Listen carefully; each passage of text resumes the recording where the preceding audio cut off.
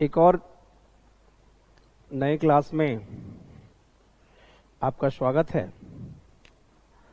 और last class में हमने समझा था कि भाई इकॉनमी में स्लो डाउन की सिचुएशन क्या होती है, स्लो डाउन के बाद कोविड-19 जो महामारी है उस दौरान में भारतीय इकॉनमी कैसे गुजर रही है और क्या सरकार कर रही है और सरकार द्वारा और क्या किया जाना चाहिए जिससे इस चीज को आगे निकाला जा सके। ठीक है, नए क्लास में, आज के क्लास में, और हमने लास्ट क्लास में एक टेस्ट के बारे में हमने डिस्कशन किया था। अब इसमें क्या है, इसके पहले वाले टेस्ट के बारे में, यानी टेस्ट जो आपका 4 हुआ था वो भी मोर और लेस इसी चैप्टर से रिलेटेड था। उसके क्वेश्चंस को हम डिस्कस कर लेते हैं। तो आप या तो उसका पीडीएफ अगर आपके पास हो वो देखिए, अदरवाइज मैं यहां देख रहा हूं, बोर्ड पे देखते हुए क्वेश्चंस को करते चलिए और मैं इसके एक्सप्लेनेशन को करता चल रहा हूं। अगर आपके कुछ डाउट्स रहे होंगे तो उनको हम देख लेंगे। और आपसे मॉक टेस्ट करवाना या क्लास टेस्ट करवाने के पीछे का उद्देश्य ये होता है कि आपको पता चले कि आप जो पढ़ रहे हैं वो कितना सही पढ़ रहे हैं, जो पढ़ रहे हैं क्या उसमें से आपकी समझ विकसित हो रही है कि नहीं, आपकी अंडरस्टैंडिंग उसको लेकर डेवलप हो रही है कि नहीं हो रही है। और इसमें मोर और लेस लास्ट ईयर के क्वेश्चंस ही हैं, कुछ नए क्वेश्चंस भी आपको मिल सकते हैं। ठीक है, उसको हम देखने की कोशिश करेंगे। और टेस्ट में मैं आपको एक्सप्लेन करने की जरूरत क्यों पड़ रही है, मैंने आपसे बताया था कि एक तो दौर ये था, सैटरडे संडे हमने सोचा था कि लाइव डिस्कशन कर लेंगे हम लोग, आप पूछ लेंगे, अपने सवाल जवाब दे देंगे। लेकिन अभी क्या है कि सारी व्यवस्थाएं कोविड-19 की स्थितियों और परिस्थितियों के अनुसार ही चल रही हैं। इसलिए ये सोचा है कि क्लास में ही लास्ट टेस्ट का डिस्कशन कर लेंगे और आपके जो समस्याएं हैं, जो दुविधाएं हैं, उनको हम दूर कर लेंगे। ठीक है, तो पहला क्वेश्चन बहुत आसान है। क्वेश्चन ये है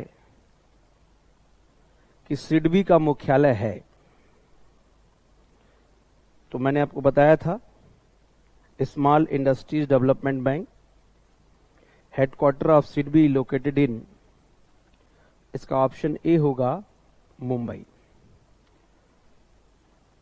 1990 में बना, सॉरी, इसका ऑप्शन होगा लखनऊ। ठीक है, आप लखनऊ इसका ऑप्शन होगा, यानी इसका सही उत्तर होगा क्या, लखनऊ। सिडबी का मुख्यालय कहां है, लखनऊ, मुंबई नहीं मारना है। एक्सिम बैंक की स्थापना कब की गई? एक्सिम बैंक वॉज एस्टैब्लिश्ड क्या before the establishment of NABARD,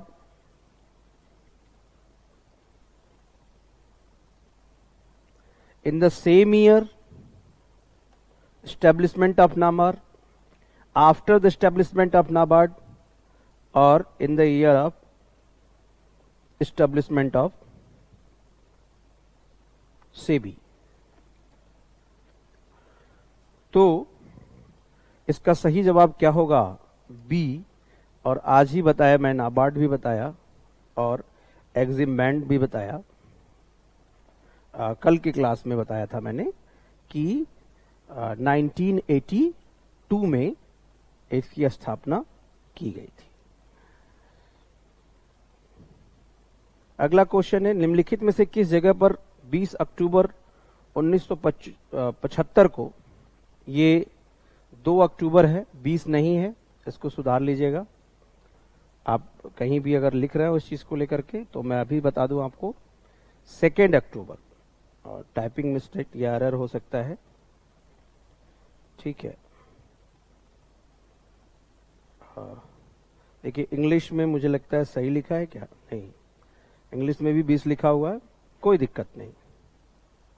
मैंने आरआरबी आपको बताया था और वहां मैंने बताया था क्या कि 5 जगहों पे आरआरबी बना था, भिवानी, गोरखपुर, मुरादाबाद, मालदा, ठीक है, और जयपुर। इसमें जोधपुर जो ऑप्शन है वो इसका सही जवाब होगा, क्योंकि जोधपुर में स्थापना नहीं की गई थी। बैंक बोर्ड ब्यूरो की स्थापना की गई तो 1 अप्रैल 2016 को, जब मैं इंद्रधनुष बता रहा था तो उस समय मैंने बताया था। तो ये फैक्चुअल चीजें, आप इसको चेक कर लीजिएगा। भारत का पहला पूर्णतः भारतीय बैंक था, बताइए? Punjab national bank. निम्नलिखित कौन रिजर्व बैंक ऑफ इंडिया का गुणात्मक साख नियंत्रण का उपकरण नहीं है? गुणात्मक, इसको इंग्लिश भी देखना जरूरी है। देखिए इंग्लिश इसका,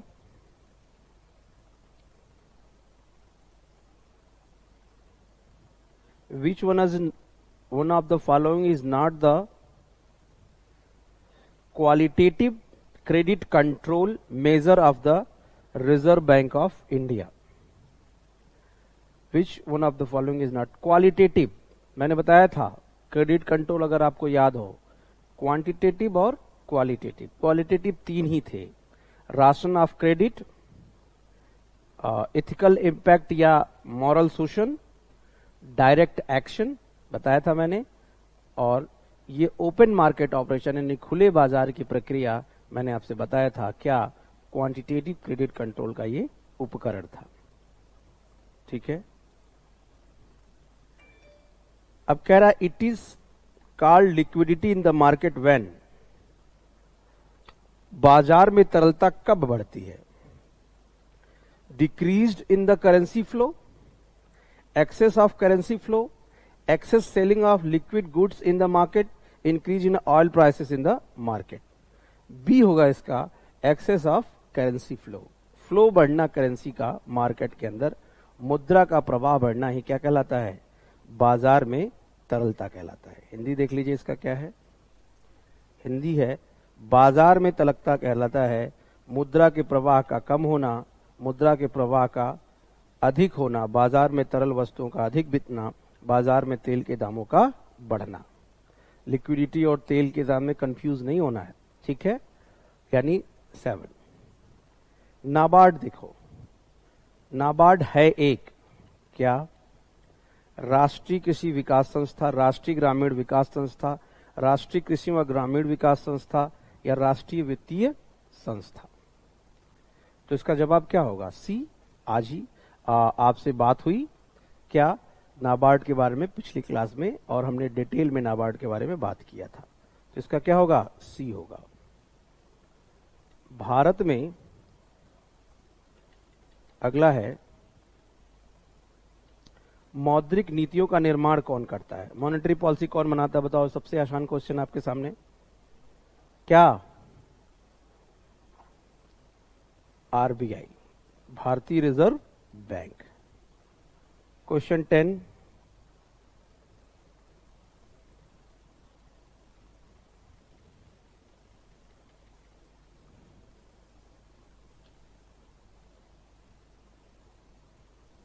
भारतीय रिजर्व बैंक के पास जमा व्यावसायिक बैंकों और आरक्षित राशि का निर्धारित भाग क्या कहलाता है?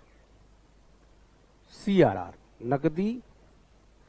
नकद आरक्षित अनुपात, कैश रिजर्व रेशियो, सीआरआर कहलाता है। भारतीय रिजर्व बैंक के पास जमा, विभिन्न व्यावसायिक बैंकों के पास जमा, आरक्षित राशि का निर्धारित भाग क्या कहलाता है? Cash reserve ratio. मैंने बताया था आपको कि मैं एसबीआई आरबीआई हूं, आप क्या है? बैंक हैं, तो आपके एनडीटीएल का कुछ परसेंट मैं बोलूंगा मेरे पास कैश रूप में जमा करना, नकद। देखिए इंग्लिश में देख लीजिए इसको,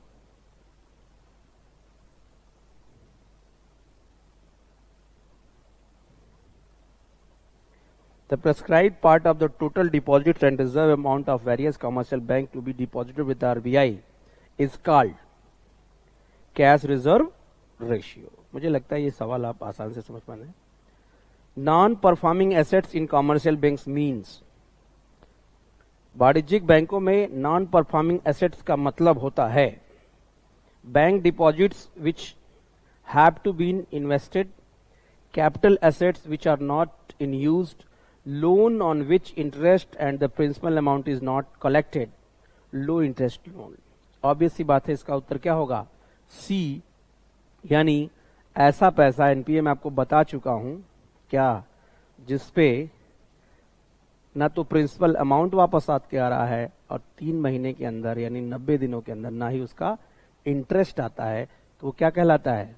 एनपीए, नॉन परफॉर्मिंग एसेट्स कहलाता है। ठीक है, अब देखो क्या है, which of the following is not the purpose of financial inclusion. निम्नलिखित में से कौन वित्तीय समावेशन का उद्देश्य नहीं है? फाइनेंशियल इंक्लूजन आप समझते हैं, मैंने कहा आसान भाषा में सबका खाता खोलना, और आसान भाषा में बैंक के ब्रांचेज को और बढ़ाना, ये है फाइनेंशियल इंक्लूजन। जितने बैंक की ब्रांचेस बढ़ेंगी गांव में, देहात में, रिमोट एरियाज में, उतना ही ज्यादा लोग क्या भाई अपने खाता खोलेंगे, और जब खाता खोलेंगे यानी बैंकिंग सिस्टम में उनका क्या होगा? इंक्लूजन होगा, उनको मिलाया जाएगा। इंक्लूड करना, मिलाना, किसमें? फाइनेंशियल सिस्टम में, और यही कहलाता है फाइनेंशियल इंक्लूजन, वित्तीय समावेशन। ठीक है, तो कह रहा है which is not the purpose of, कौन नहीं है? Expanding financial service for the poor population, ये तो होगा, गरीब लोगों के बीच में क्या फाइनेंशियल सर्विसेज को, सेवाओं को क्या करना? बढ़ाना। Opening the doors of potential growth of weaker section, ठीक है, opening the doors of potential growth of the weaker section, यानी जो कमजोर वर्ग है उनके लिए क्या? उनके डोर्स को खोलना, यानी उनके लिए और बैंकिंग सर्विसेज प्रोवाइड करना, ये भी तो है। Shrinking the banking infrastructure, bank के, ठीक है, इंफ्रास्ट्रक्चर यानी उसकी अवसंरचनाओं को कम करना, सिकोड़ना, ये तो नहीं हो सकता फाइनेंशियल इंक्लूजन का उद्देश्य। ये तो बैंक को और बढ़ाना चाह रहा है, तभी तो फाइनेंशियल इंक्लूजन होगा। यानी हमें हमारा उत्तर मिल गया, क्या? सी। क्लियर हो रहा है? Expanding financial services in rural areas, ये तो बिल्कुल सही बात है। तो कह रहा है कौन उद्देश्य नहीं है? यही उद्देश्य नहीं है, क्या? बैंक के इंफ्रास्ट्रक्चर को क्या करना? कम करना। मुझे लगता है इंग्लिश में समझने में समस्या नहीं हो रही होगी आपको। If the interest rate in any economy is reduced, कह रहा है यदि किसी अर्थव्यवस्था में ब्याज दर कम हो जाता है, if the interest rate in any economy is reduced then it will, ब्याज दर कम होने जा रहा है, यानी अब क्या है? सस्ता लोन मिलना शुरू हो रहा किसी अर्थव्यवस्था में, यही तो कह रहा है।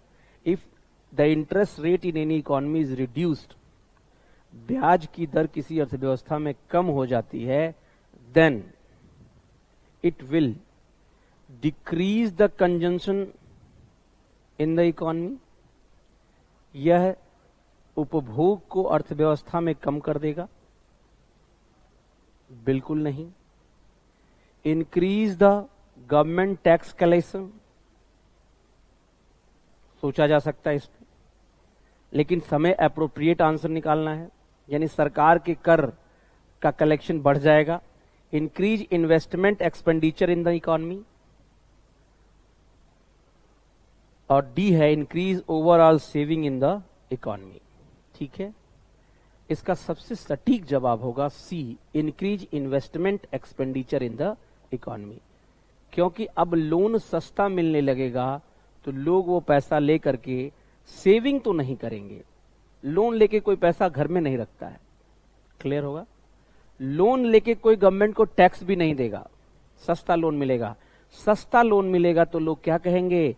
इन्वेस्टमेंट करेंगे, निवेश करेंगे, खर्च में इन्वेस्टमेंट एक्सपेंडिचर करेंगे ताकि और अधिक पैसा कमा सके। आसान हुआ क्या? Decrease the consumption in the economy, इससे कोई फर्क नहीं पड़ने वाला है। ठीक है, तो बढ़ाएगा ही, और यानी सी इसका सही जवाब होगा। क्लियर हुई बात? अगला मुझे लगता है लास्ट क्वेश्चन होगा ये, 14. Which of the following statement is correct in the context of Bitcoin sometimes seen in the news? Bitcoin के बारे में कौन सा करेक्ट है? Detection of bitcoin is kept by the central bank of different countries. एकदम गलत बात.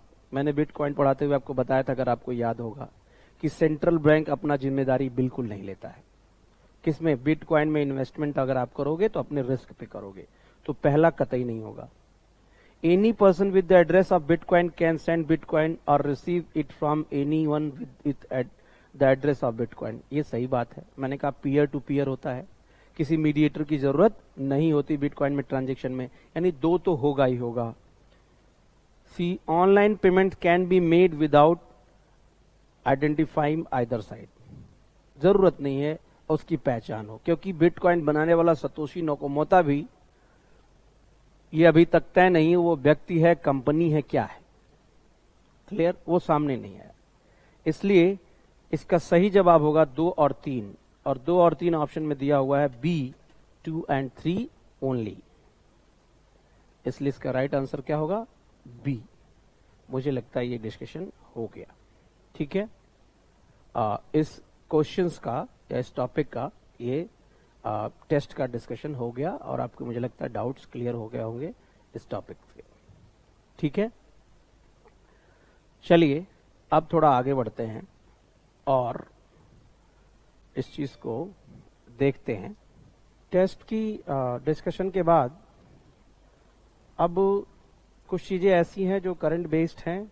और इकोनॉमिक सर्वे 2019-20 में बैंक को लेके क्या कहा गया, बैंकिंग सर्विसेज को लेके इंडिया में क्या कहा गया, उस पर थोड़ी चर्चा कर लेते हैं, क्योंकि ये करंट है का सिनेरियो है और उसमें क्या है, क्वेश्चंस उससे आ सकते हैं मेंस को लेकर के.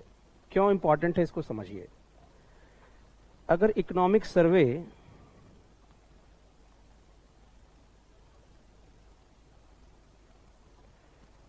टू 2019-20 की बात करें तो इसके 2 वॉल्यूम आए थे. पहले वॉल्यूम में,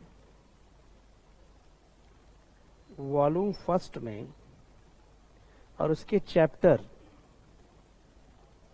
7 में क्या कहा गया था कि गोल्डन जुबली ऑफ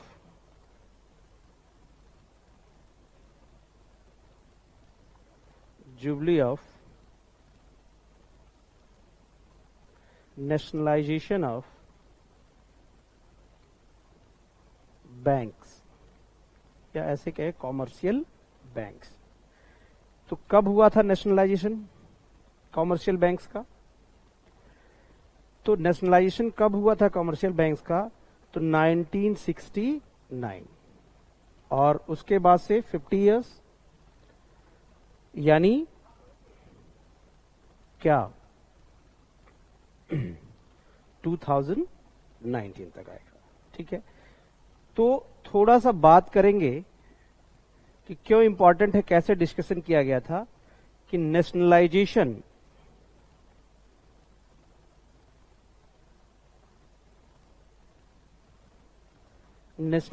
क्या होता है, क्या होता है,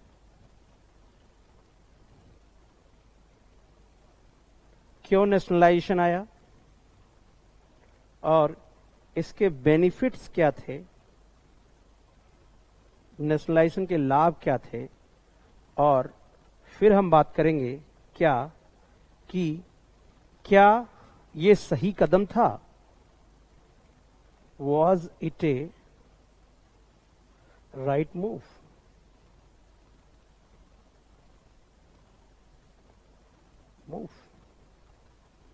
ठीक है. क्या ये सही कदम था. और फिर इसका डिस्कशन करने, यानी पॉजिटिव नेगेटिव बात करके सजेशन की बात करेंगे कि क्या सुझाव हो सकते हैं. और फिर हम यही बात करेंगे क्या कि अभी जो पीएस पब्लिक सेक्टर बैंक हैं, पीएसबीज हैं, उनकी करंट सिचुएशन क्या है,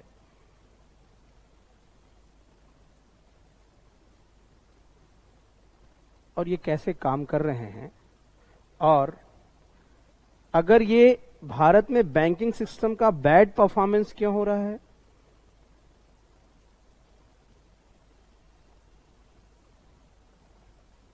और फिर हम बात करेंगे क्या सजेशन हो सकते हैं, या इकोनॉमिक सर्वे में क्या सजेशन दिया गया है, इसके बारे में बात करेंगे। यानी मोटी मोटा 2-3 चीजें बात करेंगे इकोनॉमिक सर्वे को लेकर के, अगर हम बात करेंगे। और फिर उसके बाद ये chapter small bank, payment bank, छोटे छोटे कुछ मुद्दे उसमें बात करने के बाद से इस चैप्टर को हम समरी कर देंगे, या समराइज कर देंगे, या समाप्त कर देंगे। ठीक है, मैं कह रहा था कि एक बड़ा इंपॉर्टेंट चीज ये है कि आपको कंफ्यूजन रहता है कि इकोनॉमिक सर्वे पढ़ना कितना जरूरी होता है, और उससे क्वेश्चंस आते हैं कि नहीं आते हैं। देखिए, इकोनॉमिक सर्वे थोड़ा लेंदी लगता है आपको, लेकिन मैं आपको बात बताऊं कि इकोनॉमिक सर्वे आपको पढ़ना जरूर चाहिए।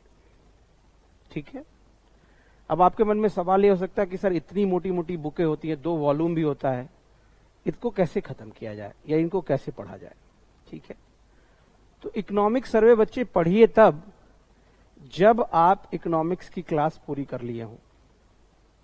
इकोनॉमिक्स की क्लास पूरी हो जाने के बाद से, जैसे अभी इकोनॉमिक्स का आपका बैच चल रहा है, यानी इंडियन इकोनॉमी का आपका बैच चल रहा है, इसको पूरा कर लेने के बाद से आपको एक अवधारणात्मक समझ बन जाती है कि इंडियन इकोनॉमी ओवरऑल है क्या, और ये कैसे वर्कआउट करता है। क्लियर हुई बात? अब उससे क्या फायदा होगा, जब आप एक बार सिलेबस आपका कंप्लीट हो जाएगा, फिर उसके बाद से जब आपको एग्जाम में जाना हो उसके पहले पढ़ना शुरू करिए। फिर मन में सवाल वही है, कितना मोटा है, तो क्या सर किसी इंस्टीट्यूट ने समराइज किया हुआ उसके साथ जाएं, या कोई बढ़िया नोट्स बनाया हो उसके साथ जाएं। ठीक है, फिर भी मैं सलाह दूंगा नहीं, आप इकोनॉमिक सर्वे लें और खुद से पढ़ना शुरू करें, पूरा ना पढ़ें। जब चैप्टर चीजें होंगी, पहली चीज तो चैप्टर, कितने चैप्टर्स में बांटा गया है इकोनॉमिक सर्वे को हर साल को, वो देखिए, क्योंकि हर चैप्टर की अपनी एक थीम होती है। ठीक है, और उससे रिलेटेड बातें कही गई होती हैं, और उसके बाद से हर चैप्टर के लास्ट में समरी दी गई होती है। अगर आप एक एक डेटा से नहीं गुजरना चाहते हैं तो उस चैप्टर की जो समरी होती है इकोनॉमिक सर्वे में, उसको जरूर पढ़ें आप। तो उस चैप्टर का जो क्रक्स है आपको वहां से मिल जाएगा, और जब आपके पास अपना वॉल्यूम पढ़ा होगा तो अगर आपकी इच्छा हुई, कोई चीज मान लीजिए समरी में समझ नहीं आ रही है, तो क्या क्या पीछे गए और डिटेल में देख लिया और अपनी चीजें कर ली। बात समझ में आ गई? इसलिए मैं आपको सलाह दूंगा कि शॉर्टकट नहीं, ठीक है, शॉर्टकट की जरूरत नहीं है। हमारी बचपन से लेके अब तक की पढ़ाई सब कुछ शॉर्टकट में ही जाती है, और हमारा इंटेंशन यही रहता है कि शॉर्टकट में सब कुछ मिल जाए। आप देखिएगा, जो कुंजी कहते हैं ना, भारत में सबसे ज्यादा बिकने वाले किताबों के बिकने वाले में उसी कैटेगरी का नाम आता है। ठीक है, कि जो फैक्ट शॉर्टकट में सारी चीजें आपको बता दे, वही सबसे ज्यादा बिकता है। यानी आप बचपन से ही गाइड के शौकीन हैं। देखिएगा, किताबें अभी आप एनसीईआरटी जब आपको पढ़ने कहा जाएगा ना, तो आप क्या खोजते हो कि एनसीईआरटी का भी किसी ने क्रक्स बना के हमें दे दिया हो, वो आप खरीद लेते हो, उसको पढ़ना चाहते हो। यानी हर चीज की क्या है, आप और सब चीजों के लिए बहुत टाइम देना चाहते हो, लेकिन पढ़ाई में क्या है, आपको सबसे कम जो चीजें मिले वो पाना चाहते हो। तो मैं सलाह दूंगा, उससे बचिए। क्लियर हुआ? एकदम बचिए। और जब आप, किसी ने और नोट्स बनाया है, किसी ने बताया है, ठीक है, फिर उसको आप पढ़ोगे, वहीं आप कन्फाइंड हो गए, आपकी सोच का दायरा लिमिटेड हो गया। मैं ये नहीं कह रहा हूं किसी नोट्स को मत पढ़िए, किसी टीचर के दिए गए क्लास को मत देखिए, लेकिन अपनी अवधारणा आप खुद बनाइए, और वो अपने लेवल पे किया गया आपका एक्स्ट्रा मेहनत ही आपको सिलेक्शन दिलाता है। नोट्स, क्लासेस आपको सपोर्ट करती हैं, लेकिन आप अपने लेवल पे एक्स्ट्रा एफर्ट जब तक नहीं करोगे, तो सिलेक्शन नहीं होगा। ये बात आप कहीं गांठ बांध लो, ठीक है। इसलिए आपके मन में सवाल अगर ये रहे कि इकोनॉमिक सर्वे कितना जरूरी है, एकदम जरूरी है। आप उसे लीजिए, जब भी आता हो, इश्यू होता है, जब भी एग्जाम में आपको बैठना हो, इकोनॉमिक सर्वे लीजिए। हाँ, अब ऐसा ना हो कि इकोनॉमिक्स आपने पढ़ा नहीं है, आपका बैच भी पूरा नहीं हुआ है, आपका सिलेबस भी कंप्लीट नहीं हुआ है और पहला शुरुआत आपने इकोनॉमिक सर्वे से कर दिया, फिर क्या हो जाएगा, दिक्कत होगी, आप समझ नहीं पाओगे। लेकिन अगर आपने एक सिलेबस पढ़ लिया है, क्लासेस पढ़ लिया है, तो उसके बाद से आप जब उस चैप्टर को पढ़ेंगे तो आपको ऑलरेडी एक बेस बना हुआ है, तो बहुत जल्दी में और कम समय में, कहने का मतलब यह है, आप उसे कवर कर ले जाएंगे और चीजें आपके साथ समराइज हो जाएंगे। क्लियर होगी बात? तो मुझे लगा कि इकोनॉमिक सर्वे की उपयोगिता पे मैं आपसे दो बातें कर लूं, क्योंकि आपके बहुत सारे लोगों के मन में कंफ्यूजन होता है कि इकोनॉमिक सर्वे कितना पढ़ना सर कोई ऐसा तरीका बताइए कि बिना इकोनॉमिक सर्वे पढ़े निकल जाए। निकलते हैं लोग, ऐसा नहीं है कि जो उसको मैंडेटरी पढ़ना होता है, लेकिन मेरा मानना यह है कि जब तक आपको, क्योंकि अब क्या है, पीसीएस के क्लासेस में भी या पीसीएस के एग्जाम में भी अब maximum number of questions conceptual होने जा रहे हैं और करंट बेस्ड होने वाले हैं, और इकोनॉमिक सर्वे उस सारी चीजों को बताता है। तो आप पहले सिलेबस पूरा कर लें, और मैं बीच बीच में इकोनॉमिक सर्वे में जो बातें कही गई हैं वो बीच बीच में आपको बताता चलूंगा, अपने हिसाब से मैं उसे समराइज्ड भी करता चलूंगा। तो इसलिए दो बातें बहुत इंपॉर्टेंट हैं। मैंने आपसे बताया था एनसीईआरटी, जो मैंने आपको बताया है 4, वो मुझे लगता है आप पढ़ रहे होंगे। पढ़िए और खुद के नोट्स बनाइए उससे, ठीक है। और क्लासेस जो चल रहे हैं इसको समझिए, जो आपको नोट्स पीडीएफ में मिल रहे हैं उसको देखते चलिए, क्वेश्चंस मैं मोर और लेस आपसे करा रहा हूं, प्रैक्टिस करते चलिए। और दूसरा तरीका कोई सिलेक्शन का है नहीं, यही तरीका है, ऐसे ही आप सेलेक्ट हो जाएंगे धीरे धीरे, बशर्ते आप अपने से ईमानदार रहें।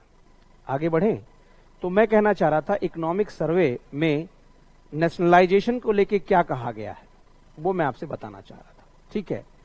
तो क्या है नेशनलाइजेशन, व्हाट इज नेशनलाइजेशन, यानी राष्ट्रीयकरण का मतलब क्या होता है। राष्ट्रीयकरण का मतलब होता है कि बैंकों का राष्ट्रीयकरण, प्राइवेट बैंक्स को गवर्नमेंट द्वारा टेक ओवर करना और उसे सरकारी बैंक बना देना।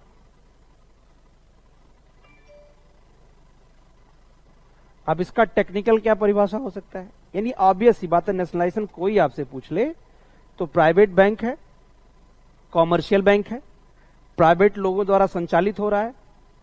तो अगर जहां प्राइवेटाइजेशन होगा या निजी व्यक्ति होगा वो उद्योगपति या पूंजीपति होगा, और उसके लिए एक कंफर्म वर्ड होगा प्रॉफिट, लाभ। लाभ को वो अपने बिजनेस के केंद्र में रखेगा, क्लियर। और जब उसको केंद्र में रखेगा तो वो उन्हीं को पैसा देगा जहां एनपीए ना बने, वो उन्हीं को पैसा देगा जहां से अधिक लाभ हो। तो प्राइवेट बैंक इस फंक्शन से काम कर रहे थे, लेकिन नेशनलाइजेशन करने का मतलब यह है कि सरकार द्वारा आगे बढ़कर उसमें अपनी अधिक से अधिक हिस्सेदारी खरीद कर अब उसे प्राइवेट बैंक न रखकर क्या पब्लिक सेक्टर बैंक यानी सार्वजनिक क्षेत्र का बैंक बनाना, आसान भाषा में कहें सरकारी बैंक बनाना ही कहलाता है नेशनलाइजेशन। टेक्निकल परिभाषा अगर आप समझोगे तो टेक्निकल परिभाषा यह है कि कोई बैंक अगर राष्ट्रीयकरण हुआ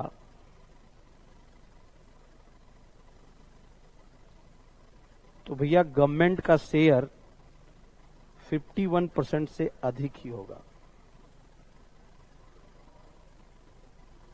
अधिक होगा, या ऐसे कह सकते हो will not be less than 51%। यानी 51% से कम शेयर गवर्नमेंट का नहीं होगा। मुझे लगता है बहुत आसान है। नेशनलाइजेशन कोई अब आपसे पूछे, मैं पिछले कई दिनों से जितने क्लासेस चल रही हैं बैंक और नेशनलाइजेशन की बात चल रही है। मैं लास्ट टाइम दोहरा रहा हूं, what is nationalisation? Nationalisation of process of undertaking of private banks by the government. In this process, the government stake will not be less than 51% in that particular bank. It could be up to 100, like SBI, IDBI. ठीक है, तो nationalisation का process पता चला। अब क्या है? Why nationalisation? Nationalisation क्यों? वाई? तो दो तीन बातें हैं। क्या?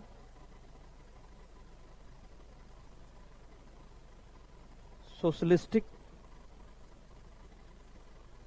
सोसाइटी बनाने के लिए। दूसरा, सोशल वेलफेयर के लिए, यानी समाज कल्याण के लिए। तीसरा, controlling private sector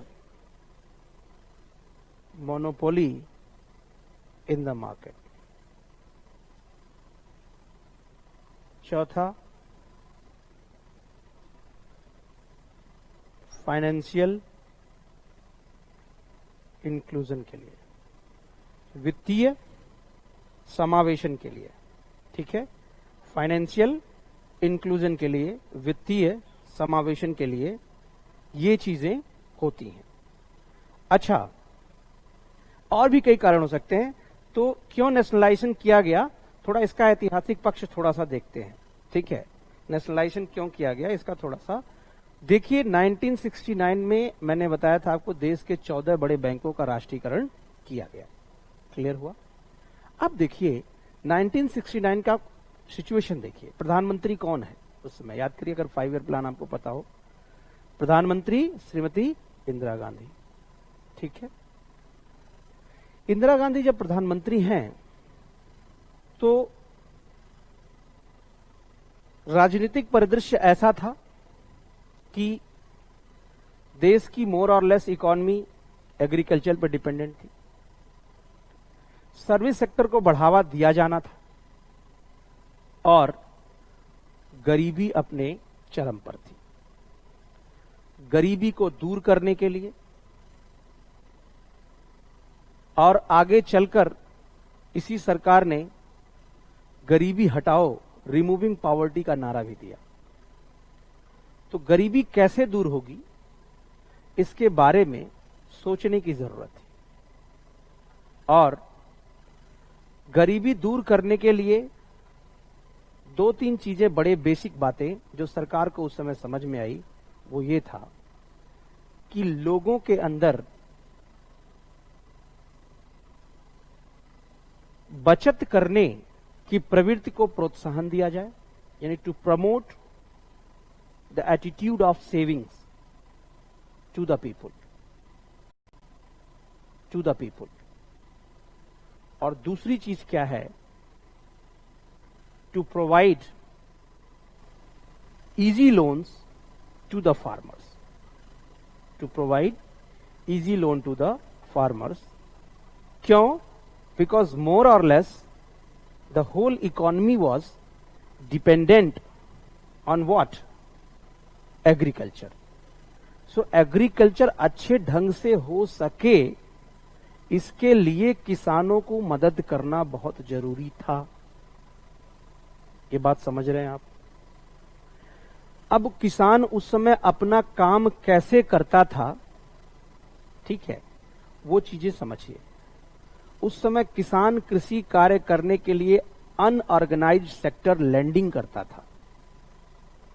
unorganised sector lending, यानी मैं अगर ये शब्द यूज कर रहा हूं, इसका मतलब आप समझ पा रहे हैं, ठाकुर, महाजन, लाला, यानी लोकल लेवल पे लोगों से हाई इंटरेस्ट रेट पे, मैं बता रहा था वाई नेशनलाइजेशन, समझिएगा।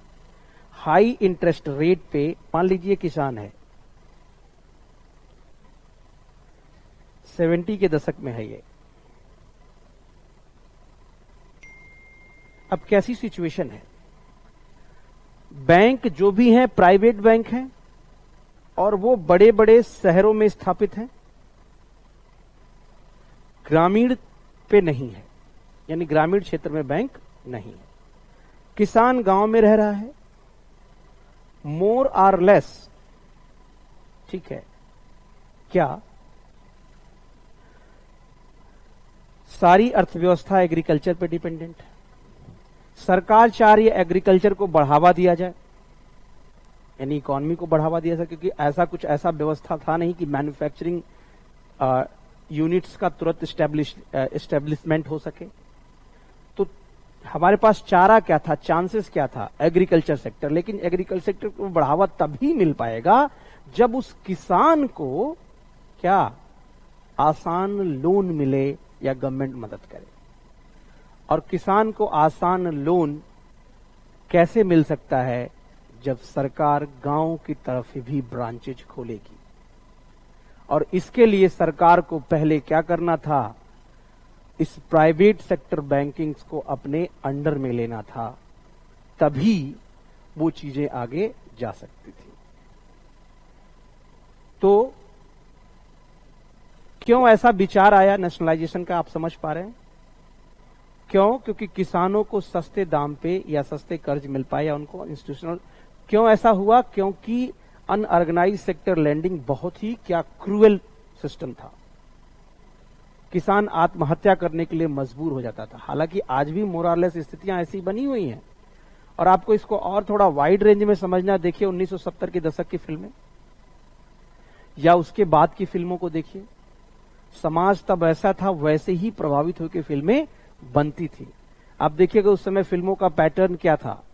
उस समय बनने वाली फिल्मों का पैटर्न सिंपल सा यही था कि हर गांव में एक ठाकुर होता था, ठाकुर के यहाँ एक लाला मुनीम होता था, उसके पास गांव वालों की सारी जमीनें गिरवी रखी हुई होती थी, क्योंकि गांव के छोटे किसानों ने या फिर किसानों ने वहां से लोन ले रखा होता था, यानी उधार ले रखा होता है। ब्याज ही इतना ज्यादा हो सकता है कि जमीनें गिरवी हो जाती हैं। और उन्हीं गरीब किसान के घर से हीरो यानी नायक पैदा होता था। और उस फिल्म का जो विलन कैरेक्टर होता था वो क्या होता था, ठाकुर हुआ करता था। और वो क्या करता था, वो प्लॉट कुछ ऐसा होता था कि फिल्म को थोड़ा सा इंटरेस्टिंग बनाना होता था कि उसकी ठाकुर की बेटी उससे प्रेम हो जाए, या मोर और लेस क्या है पैटर्न, फिल्मों का पैटर्न। देखिए क्या अब इस समय इस तरह की फिल्में बनती हैं क्या? नहीं बनती है।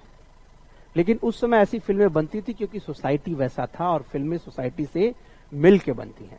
मैं समझाना क्या चाह रहा था, इकोनॉमिक्स भी समाज से जुड़ा है, अर्थव्यवस्था भी समाज से जुड़ा है। समाज में जैसे समाज की प्रवृत्तियां होती हैं, अर्थव्यवस्था की स्थिति या प्रकृति भी वैसी होती है। तो कुल मिला के एक टर्म मैंने यूज किया सोशलिस्टिक सोसाइटी बनाने के लिए। यानी समाज में, मैंने समाजवाद की परिभाषा आपको बताई थी, यानी सबके साथ जस्टिस हो सके। जो किसान है, जो महाजन साहूकार के कर्ज से दबा हुआ है, उसको सही तरीके की लोनिंग व्यवस्था देने के लिए बैंकों का राष्ट्रीयकरण करना पड़ा। सोशल वेलफेयर, समाज कल्याण के उद्देश्य के साथ बैंकिंग व्यवस्था को नेशनलाइज करना पड़ा। ठीक है। फिर फाइनेंशियल इंक्लूजन के इंटेंशन के साथ, मैं बार बार यूज कर चुका हूं फाइनेंशियल इंक्लूजन, वित्तीय समावेशन, यानी फाइनेंशियल इंक्लूजन के इंटेंशन के साथ क्या है कि डाउन ट्रोडन जो है, मार्जिनलाइज सेक्शन जो है, या जो भी समाज का दबा कुचला वर्ग है, उसे भी बैंकिंग सुविधाएं देने के उद्देश्य के साथ बैंकों का क्या किया गया, नेशनलाइजेशन किया गया। ठीक है। और क्या किया गया, मैंने कहा कि controlling private sector, what, monopoly in banking sector. इसलिए क्या क्या वेलफेयर स्टेट है भारत। और 1969 के दौर में बहुत ज्यादा वो दौर था जब सरकार का इंटेंशन या जो उसका झुकाव था वो किधर था, सोशलिस्टिक इकोनॉमी की तरफ या सोशलिस्टिक पैटर्न की तरफ था। तो इस इंटेंशन के साथ भी नेशनलाइजेशन किया गया। ठीक है। और रिड्यूसिंग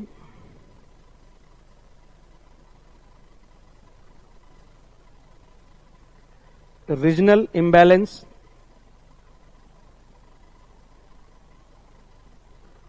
यानी क्षेत्रीय असंतुलन को कम करने के लिए, ठीक है, और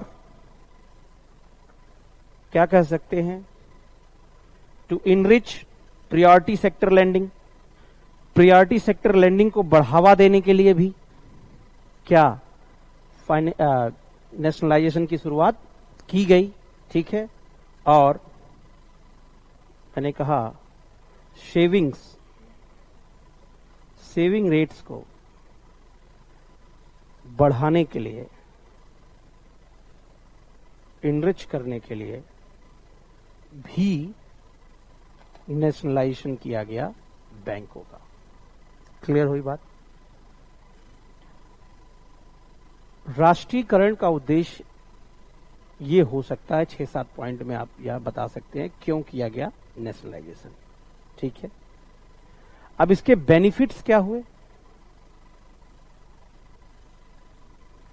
बेनिफिट्स, इसके लाभ क्या क्या हुए, इसको देख लेते हैं। आप बताइए बेनिफिट्स इसके क्या हुए, लाभ इसके क्या क्या हुए? देखिए, लाभ इसका हुआ कि भारत में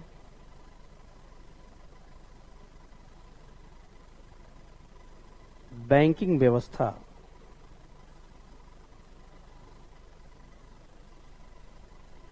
मजबूत हो गई, ठीक है। भारत में बैंकिंग व्यवस्था क्या हो गई? मजबूत हो गई, इनहेंस हो गई बैंकिंग सिस्टम। दूसरा क्या लाभ हुआ? भारत में रूरल एरियाज में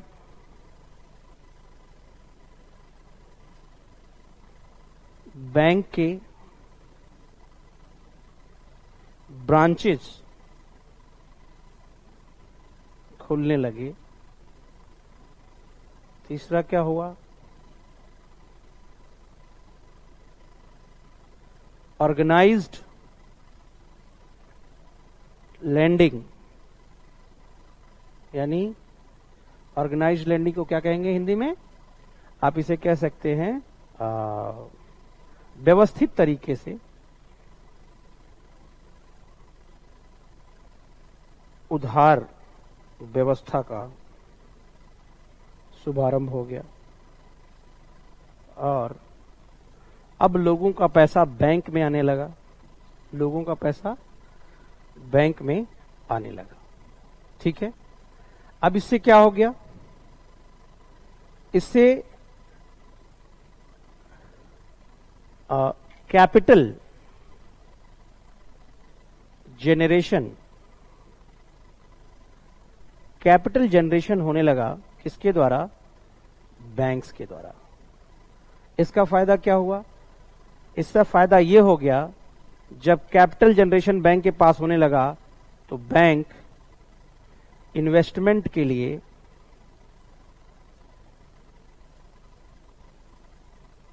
पैसा बांटने लगे और इससे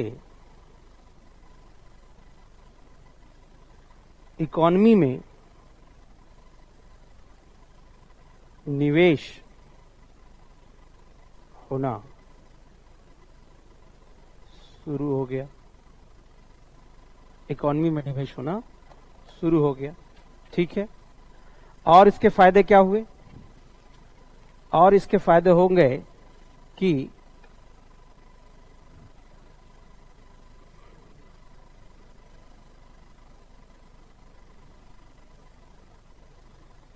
agriculture loan,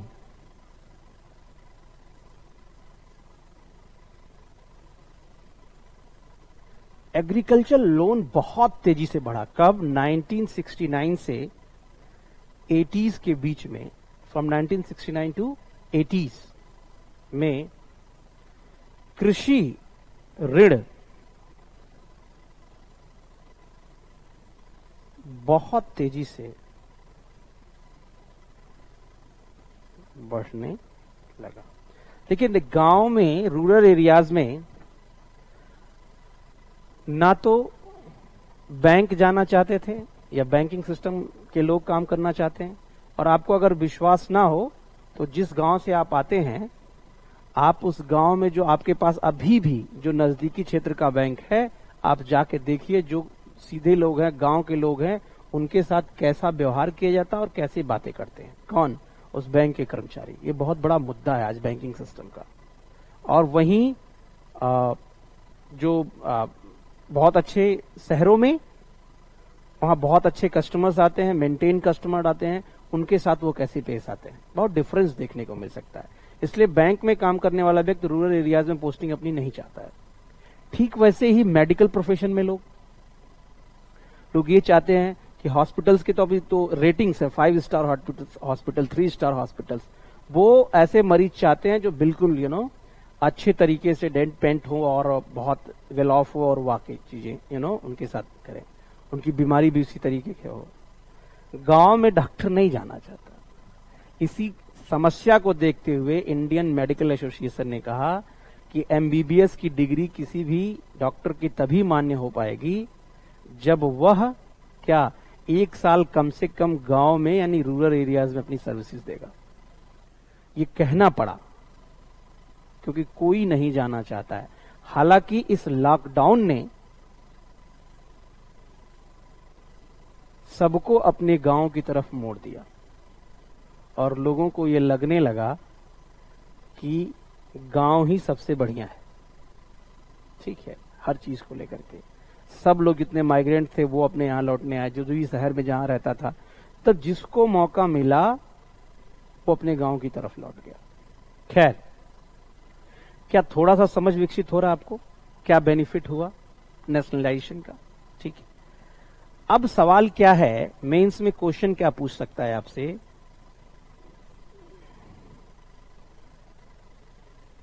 what is nationalisation?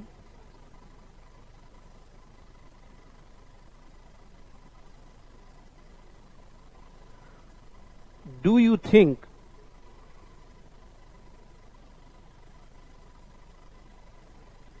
it was a right move from the government in 1969?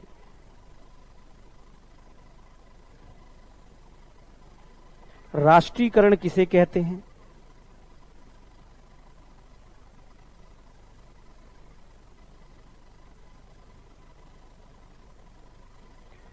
क्या आपको लगता है कि 1969 में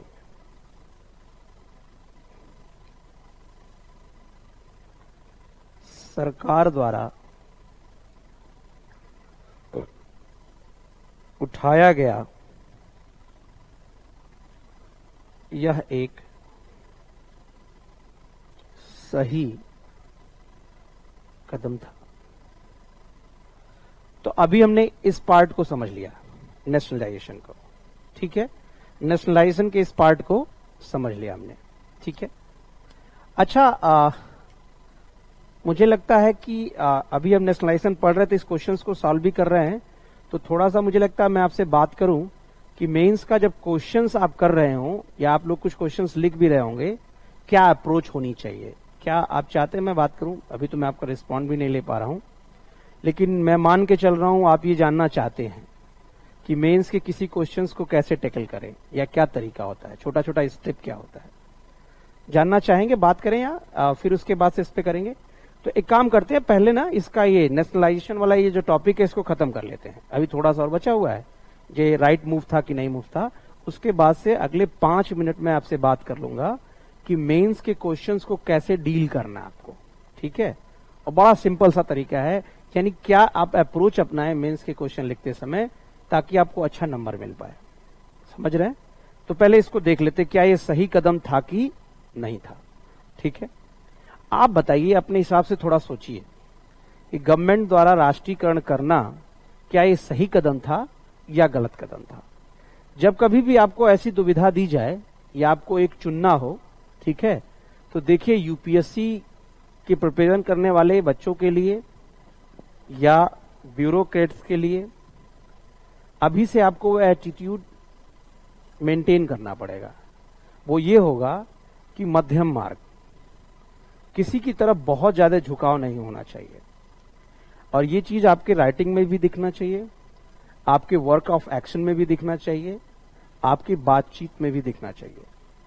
देखिएगा कभी भी जब कोई ब्यूरोक्रेट बात करता है तो वो पैसिव वॉइस में मैक्सिमम बात करता है। पैसिव वॉइस का मतलब क्या? पैसिव वॉइस में बात करने का मतलब ये हुआ कि जब मतलब सीधे कोई बात नहीं कहना, हमेशा एक इसको बचा के रखना, क्योंकि क्या होगा कि आप जब बनेंगे तो पत्रकार कुछ भी पूछेंगे, अपनी बात को आपके मुंह में डालने की कोशिश करेंगे, तो खैर वो चीजें ट्रेनिंग में आप समझ जाओगे, सीख जाओगे कैसे करना है। अभी जो मैं बताना चाह रहा था आपको कि जब भी आप राइटिंग या कुछ भी कर रहे हो तो वहां पे मध्यम मार्ग अपनाना ज्यादा उचित है। जैसे मैं यहां पे बात करूं, क्या ये सही कदम था कि गलत कदम था, आपसे पूछा जा रहा है, तो आप कहो सर पार्सली ये सही भी था और पार्सली गलत भी था, यानी कुछ हद तक सही भी, कुछ हद तक गलत भी था। तो थोड़ी बातें कुछ हद तक सही थी उसकी कर लो, फिर कुछ हद तक गलत थी जो उससे कुछ प्रॉब्लम्स क्रिएट हुए वो बात कर लो, फिर जब गलत बात बता रहे हो कि ये चीजें निगेटिव थी सर, तो कह लिए सर इसके लिए सजेशंस ये है। क्वेश्चन हो गया आपका। समझ पा रहे हो किसी टॉपिक को कैसे खोलना है उस चीज को, ये आपकी अंडरस्टैंडिंग अभी से आपको डेवलप करना पड़ेगा बच्चों। ठीक है, तो हम बात करते हैं उसकी कि कैसे राष्ट्रीयकरण करना सही था कि नहीं था। ठीक है,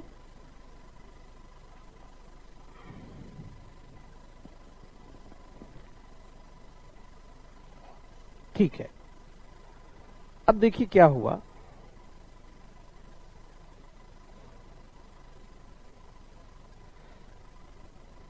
सही था, अगर आप पहला कह रहे थे कि पार्सली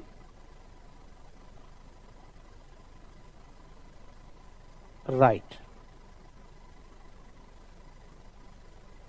पार्सली राइट था, तो जब पार्सली राइट में कह रहे हैं तो क्यों सही था? जो अभी मैंने बेनिफिट्स बताया उसको गिना जाइए कि सर ये बहुत सही कदम था, यानी इसके पॉजिटिव्स बेनिफिट्स गिना दीजिए। अभी जो मैंने बताया आपको, क्या बेनिफिट्स मैंने बताया कि भाई देखिए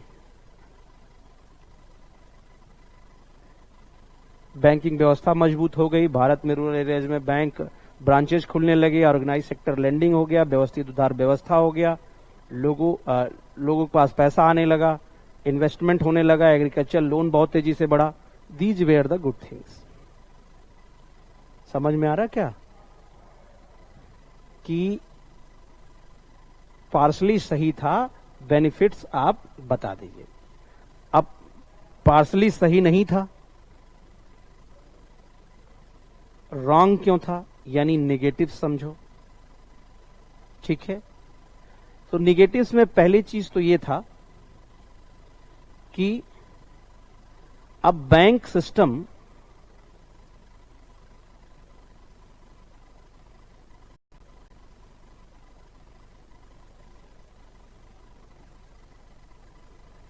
पॉलिटिकल कंट्रोल में आ गए।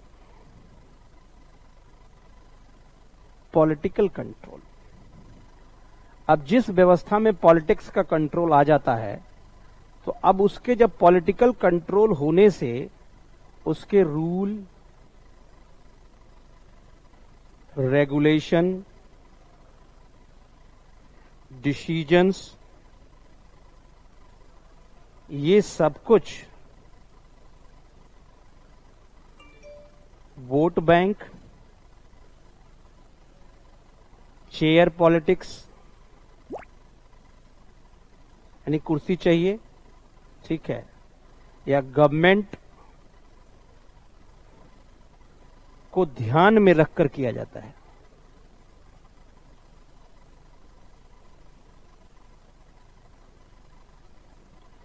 ध्यान में रखकर किया जाता है। इससे क्या नेगेटिव आया? जब सरकारी बैंक हो गए, बैंकिंग व्यवस्था हो गई, तो इससे क्या दिक्कत आया? इससे दिक्कत ये आया कि अब बैड लोन शुरू हो गए, ठीक है, या बड़े उद्योगपतियों को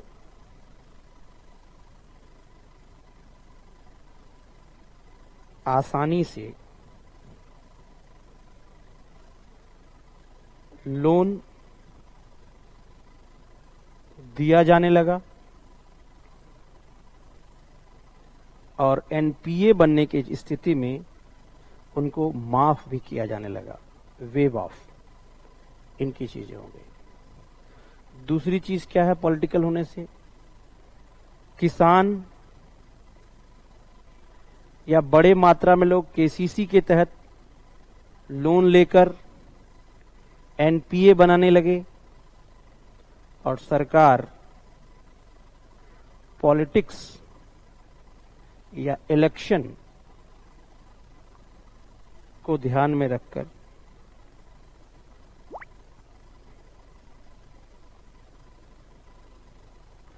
निर्णय लेने शुरू कर देती है, जिससे क्या है कि इंडिया में जो इंक्लूसिव ग्रोथ था,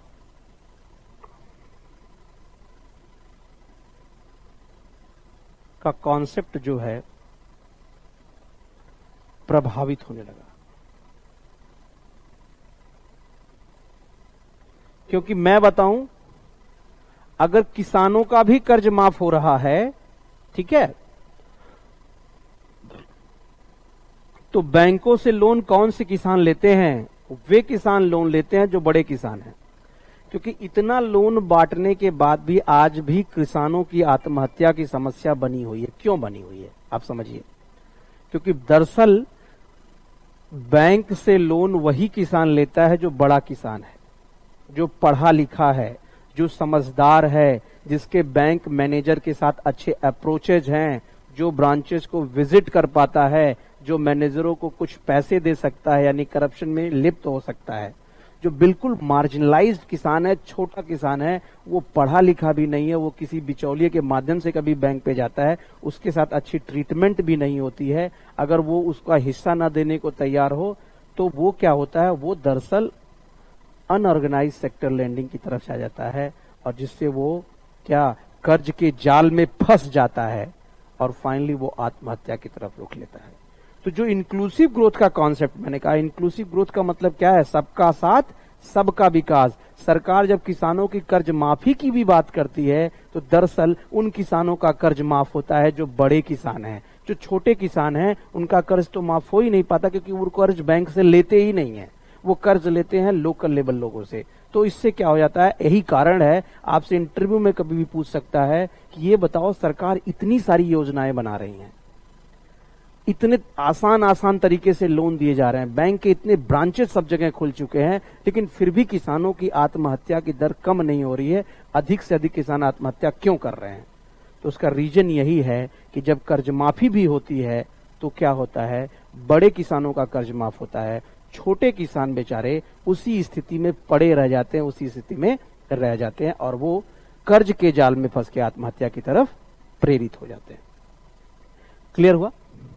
अब देखिए दूसरी बड़ी बात क्या है जो समझना है, वो ये है, यानी आप दिमाग से चीजें हट तो नहीं की, मतलब वो टॉपिक तो अभी है ना दिमाग के अंदर आपके रिदम में।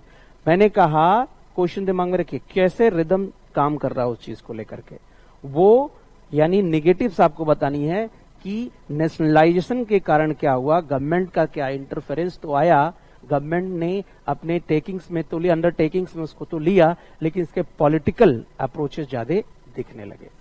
ठीक है, और अभी देखिए वर्तमान समय भी तमाम तरह के विपक्ष के द्वारा आरोप लगाए जाते हैं कि ये गवर्नमेंट बहुत उद्योगपतियों की फ्रेंडली गवर्नमेंट है।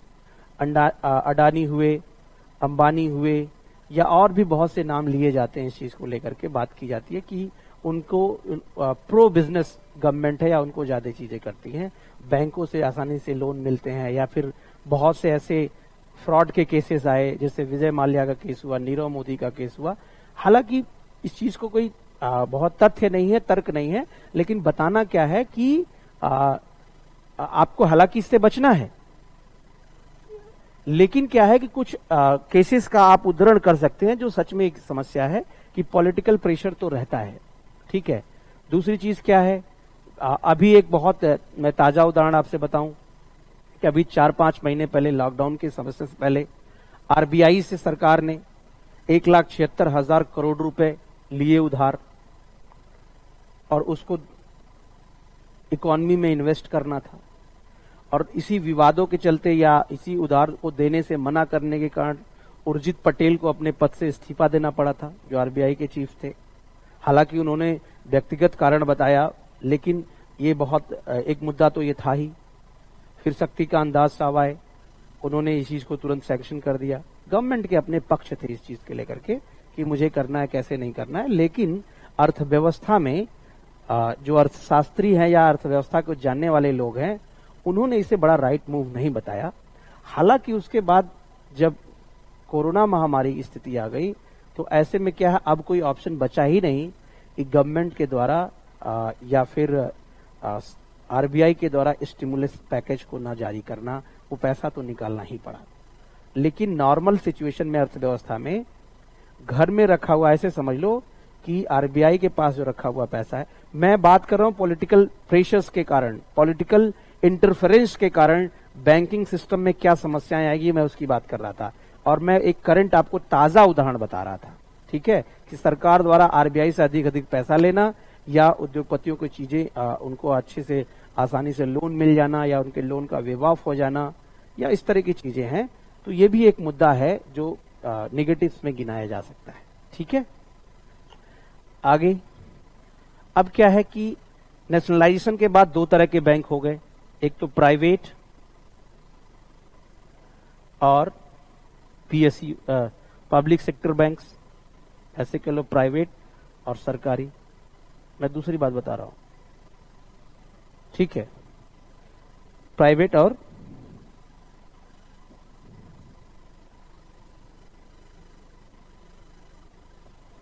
अब इससे क्या हो जा रहा है,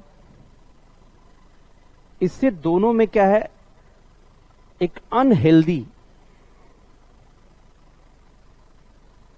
कंपटीशन शुरू हो जाता है, क्योंकि कॉम्प्लेक्स इंटरेस्ट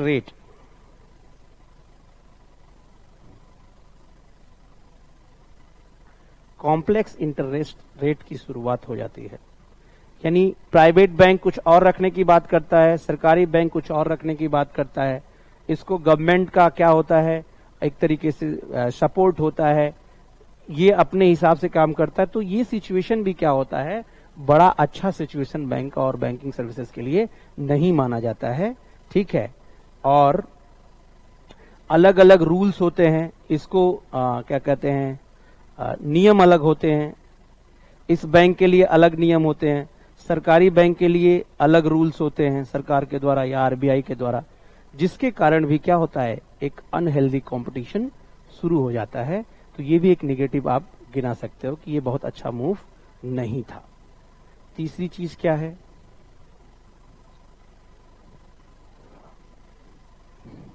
तीसरी चीज है क्या कि बैड बिहेवियर ऑफ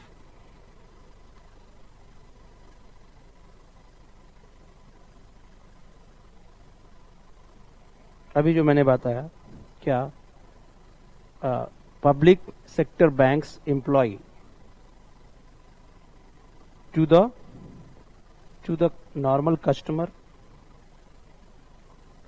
और इससे क्या हो जाता है, जो रियल नीडी हैं उनको बेनिफिट नहीं मिल पाता, उनको बेनिफिट नहीं मिल पाता। और मैं आपको बताऊं कि अगर आपने कभी, अभी तो थोड़ा सा कुछ बहुत स्तर तक सुधार हो चुकी हैं, अदरवाइज बैंक में जाकर बैंक में एम्प्लॉय से बात करना बड़ा टफ काम माना जाता था। ठीक है, आपको उसी इस खिड़की से उस खिड़की, उस खिड़की से उस खिड़की, इस विंडो से उस विंडो, आप घूमते रह जाते हैं। ठीक है, और सरकारी बैंक पे स्पेशली एसबीआई का अगर नाम लिया जाए, अब तो बड़ी चीजें सुधर गई हैं, या अभी भी स्थितियां हैं ग्रामीण क्षेत्रों में तो हैं कि आप उसी बैंक में घूमते रह जाएंगे। ठीक है, तो ये बिहेवियर बड़ा अच्छा नहीं होता है। ठीक है, ऐसे ही एक जोक आया था कि एक जगह इंटरव्यू हो रही थी बैंक में, क्लर्क की इंटरव्यू चल रहा था। तो जब इंटरव्यू हो रहा था तो उससे जो भी कैंडिडेट जाता था तो उससे पूछा जाता था क्या नाम है आपका, बोला मोहन कुमार। फिर आगे वो कुछ पूछता नहीं था, बस जाइए। फिर दूसरा पूछता था क्या नाम है आपका, बोला कि मदन कुमार। फिर आगे अगला सवाल ही नहीं, जाइए। फिर तीसरे जाता था, चौथे से जाता था, ऐसे ही लगभग 10-12 कैंडिडेट्स आ गए। सभी लोग आपस में जो बाहर जितने थे वो कहे यार क्या पूछ रहा है, क्या इंटरव्यू चल रहा है, समझ में ही नहीं आ रहा है। ठीक है, कि केवल नाम पूछ के चला, बोला आप जाइए, नाम पूछ के बोलता चले जाइए, आप जाइए यहां से। बोले क्या इंटरव्यू चल रहा, मजाक बना रखा है। तो एक एम्प्लॉय आया, मतलब एक कैंडिडेट गया, तो सोचा तुम्हारा नाम क्या है, अपना नाम बताइए। बोला खिड़की नंबर 4 से पूछिए। तो उसने कहा हाँ ये बैंक का एम्प्लॉय है, ये असली है बैंक का एम्प्लॉय, जो अगर उसका कोई नाम भी पूछ रहा हो तो अगली खिड़की पे भेज दे। ठीक है, तो ये तो जोक था, लेकिन कहीं न कहीं मोर और लेस ये एक सच्चाई भी बन गई थी या बन गई है, जिसके कारण क्या है कि बैंकिंग सिस्टम एक ट्रबल क्रिएटर्स के रूप में, और उसका परिणाम क्या आएगा। और भी दूसरी चीजें हैं, मैंने कहा था रियल नीडी के पास, जो छोटे किसान की बात मैं कर रहा हूं, वहां पे वो लोन सुविधा या उसका सिस्टम पहुंच नहीं पाता है। ठीक है, और तीसरा, चौथा या पांचवा जो भी रहा, इसका एक अगला और बता सकते हैं कि बैंकिंग व्यवस्था में क्या रेड टैपिज्म, ब्यूरोक्रेसी, लाल फीताशाही,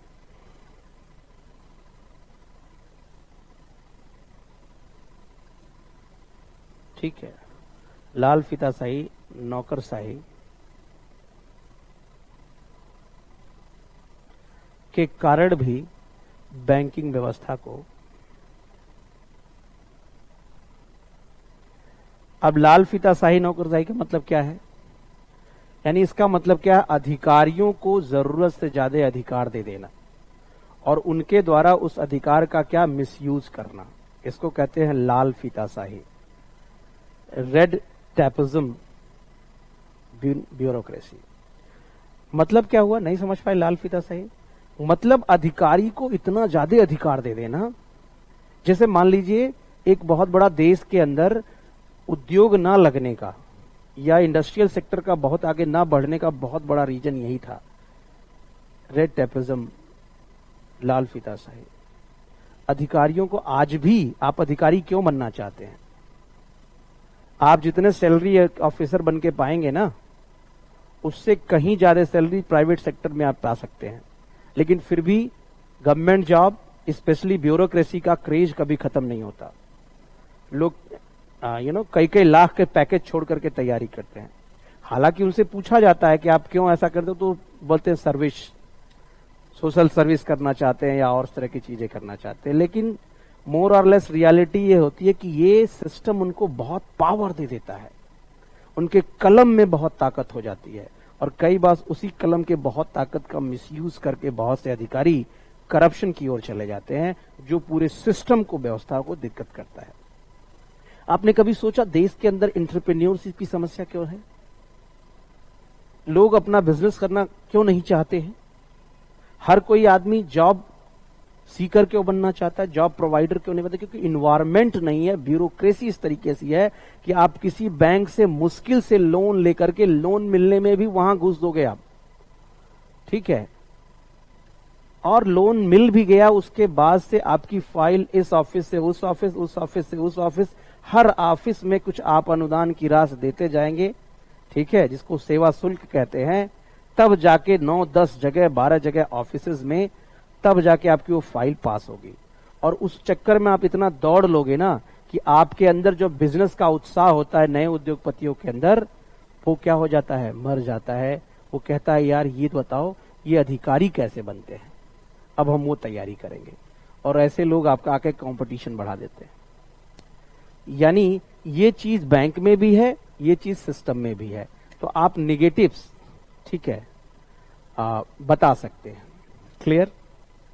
अब क्या है कि बैंक सजेशंस क्या हैं, ठीक है, सजेशंस क्या हैं इसके, तो सजेशंस आप भी दे सकते हैं। जब देखिए आप जब किसी क्वेश्चंस को सॉल्व कर रहे हो, अगर प्रॉब्लम आपको पता चल गया तो बिल्कुल आप एक डॉक्टर हो गए। जैसे डॉक्टर को अगर मर्ज पता चल जाती है तो क्या करता है, वो आपको सजेशन देता है। क्या? पहले तो कुछ दवा देगा, ये दवा खाना, लेकिन ये दवा काम तभी करेगी जब ये एक्सरसाइज करना इसके साथ, या ये परहेज करना इसके साथ। क्लियर? तो आपको क्या है, इसके नेगेटिव्स पता चल गए। अब सजेशन क्या क्या होगा, आप एक एक चीज को देख लो। पहला सजेशन तो यही होगा भाई, क्या? बिहेवियर ठीक करो।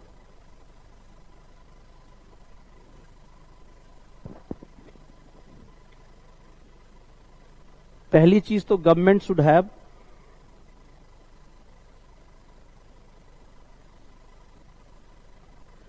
Proper monitoring in banking system.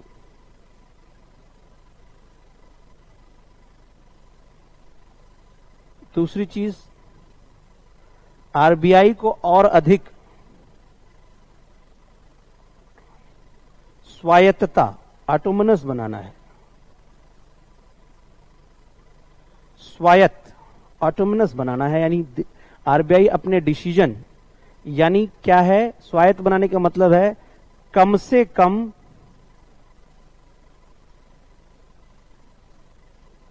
Political interference किया जाना चाहिए।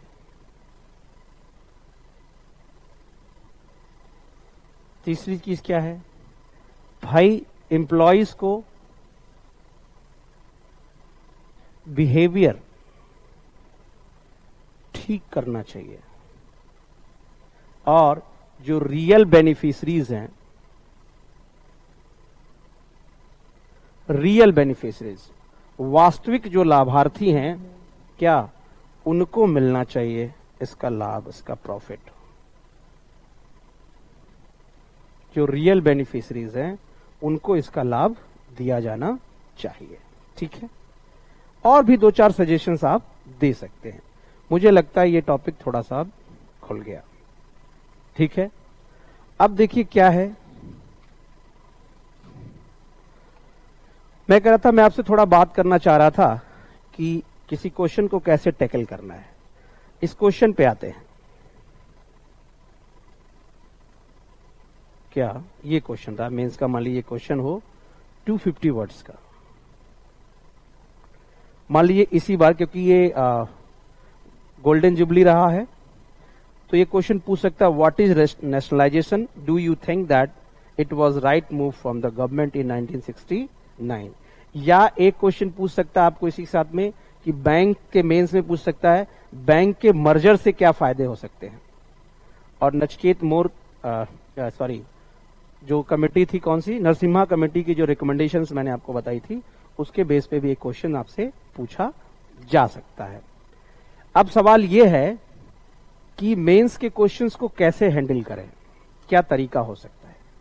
देखिए, 2 बातें हैं, इसके लिए कोई सेट पैटर्न या फार्मूला नहीं, ठीक है, और किसी एक फार्मूले को सबके साथ लागू नहीं किया जा सकता है। क्लियर हुआ? मेंस के क्वेश्चंस पे अच्छा नंबर लाया जा सकता है अगर आपके पास अप्रोच सही हो।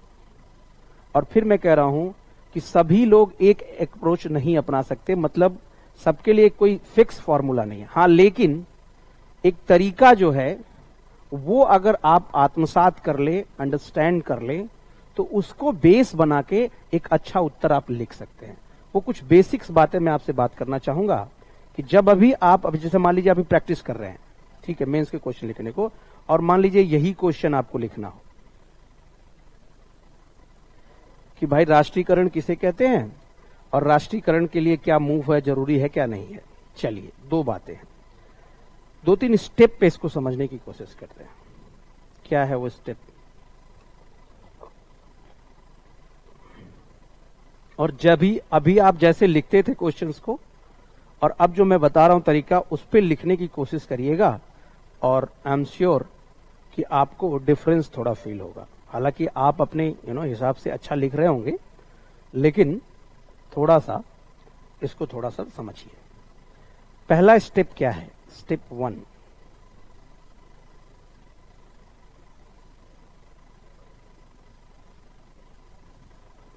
रीड ट्वाइस, यानी 2 बार कम से कम क्वेश्चन को पढ़ें। कभी कभी क्या होता है, क्वेश्चन इतना सीधा होता नहीं है।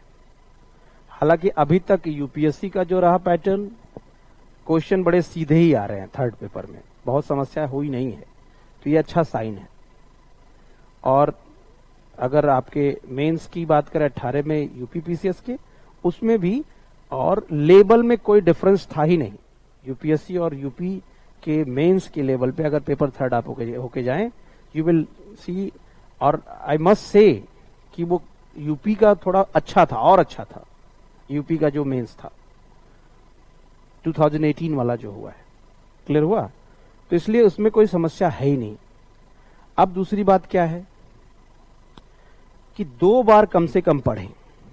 स्टेप 2,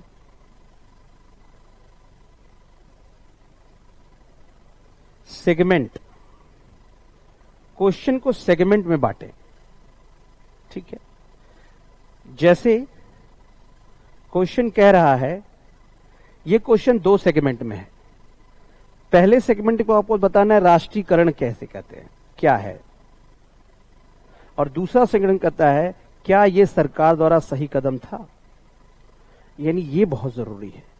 यानी सेगमेंटेशन, 1 सेगमेंट, 2 सेगमेंट, कभी कभी होता है 3 सेगमेंट भी होता है। तो आप सेगमेंटेशन कर लें।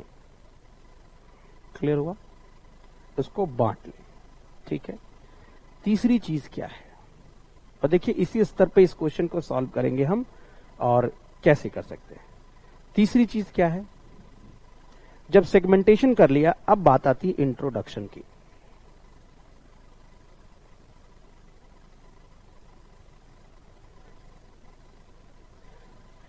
इंट्रोडक्शन जब बहुत लॉन्ग आंसर्स लिखने होते थे, तब इसकी भूमिका बड़ी ज्यादा हो जाती थी। हालांकि 250-200 वर्ड्स भी बहुत कम नहीं होते हैं, लेकिन इंट्रोडक्शन को बहुत ज्यादा इनलार्ज करने के चांसेस आपके पास इसमें कम होते हैं। इंट्रोडक्शन को देखकर, जिसको हिंदी में भूमिका कहते हैं,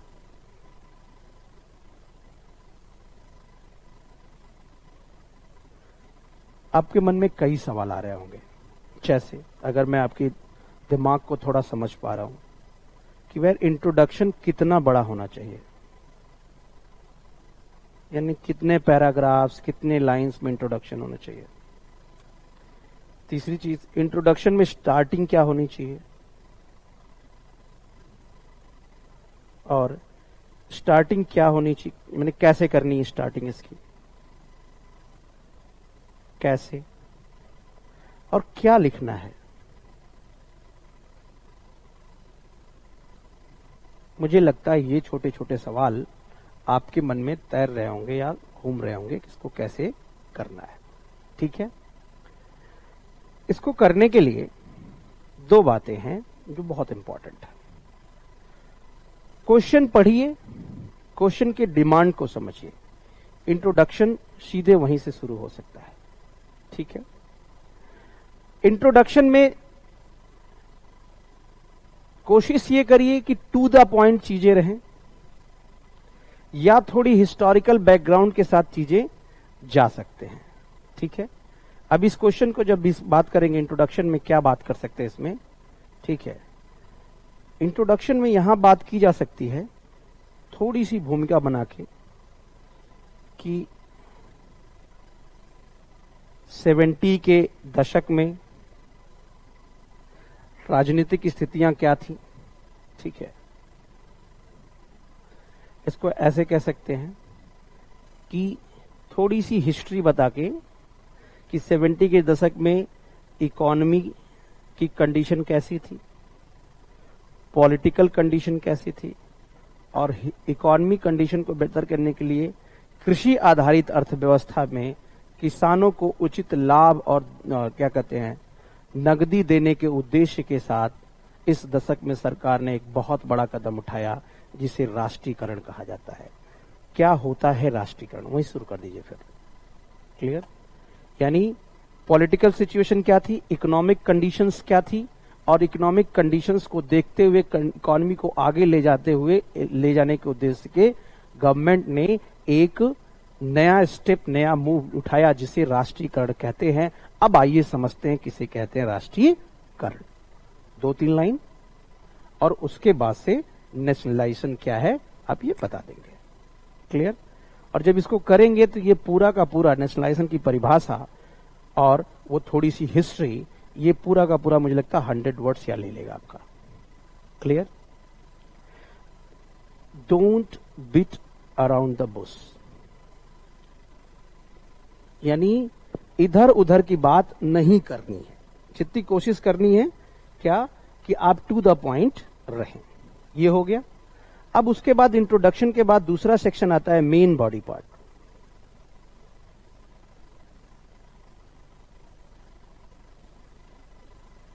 तो मेन बॉडी पार्ट में जब आगे बात आपकी आएगी तो उस मेन बॉडी पार्ट में आप देखेंगे कि आपने जब नेशनलाइजेशन बताया उसके बाद से दूसरे सेक्शन में आ जाएंगे क्या कि वाई या क्या था ये, तो इसमें कहिए पार्सली राइट पार्सली रॉन्ग।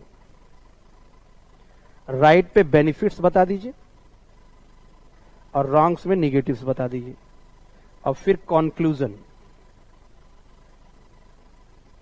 फिर क्या आएगा कॉन्क्लूजन, यानी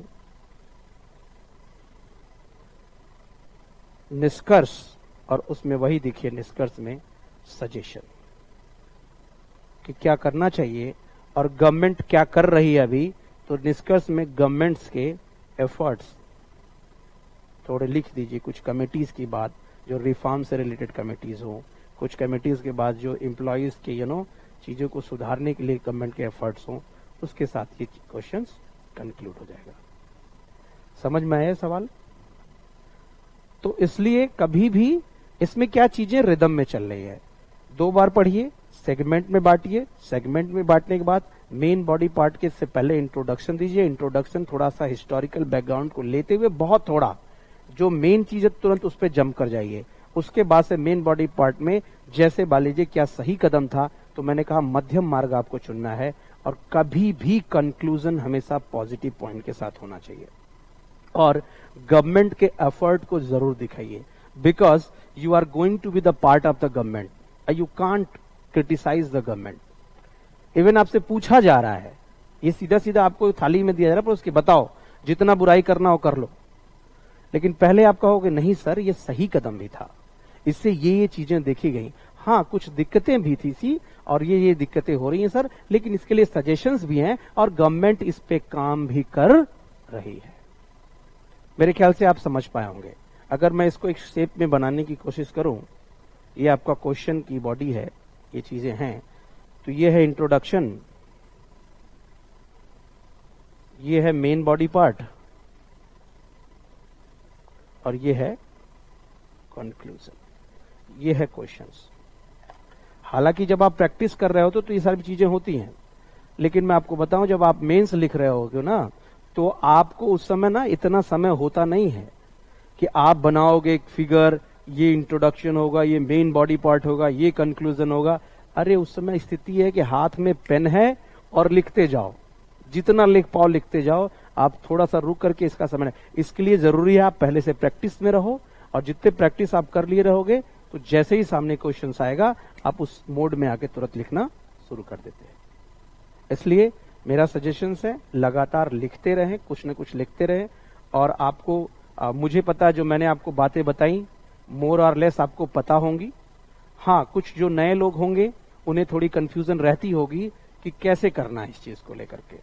तो आप समझ में आ गई बात आपको कि इंट्रोडक्शन कैसे करना है, मेन बॉडी पार्ट में क्या करना है, और कंक्लूजन हमेशा जान लीजिए कंक्लूजन में सजेशंस होंगे और सजेशंस के आधार पे सरकार के द्वारा किए जा रहे एफर्ट्स को भी जरूर मेंशन करना है। और पॉजिटिव यानी ऑप्टिमिस्टिक आशावादी सोच के साथ अपने प्रश्न का उत्तर दें, लास्ट में कंक्लूजन करें। क्योंकि जो आपकी कॉपी जांच रहे होंगे उस अध्यापक को ये लगना चाहिए कि ये बहुत ही आशावादी प्रकृति का व्यक्ति है। निश्चित ही इसके अंदर एक सिविल सर्वेंट्स के सारे एटीट्यूड या गुड क्वालिटीज मौजूद हैं। ये आपके लेखन में भी दिखना चाहिए, ये चीज आपके इंटरव्यू में भी दिखना चाहिए, और उसके बाद से जब आप अधिकारी बन जाएं तो आपके कर्म में भी आना चाहिए। समझ गए आप? चलिए थोड़ा सा आगे बढ़ते हैं। क्या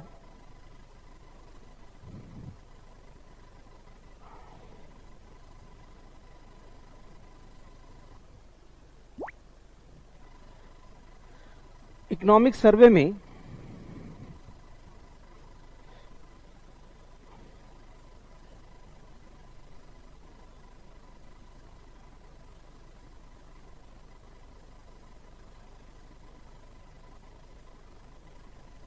में पब्लिक सेक्टर बैंक्स, ऐसे कह लो, सरकारी बैंक्स के बारे में क्या कहा गया है इसको थोड़ा सा देख लेते हैं। ठीक है,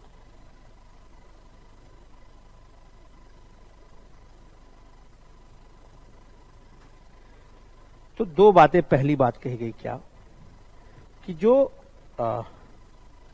मार्केट शेयर है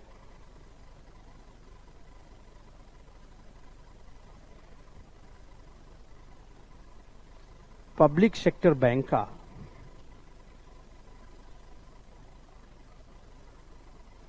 वो लगातार गिर रहा है।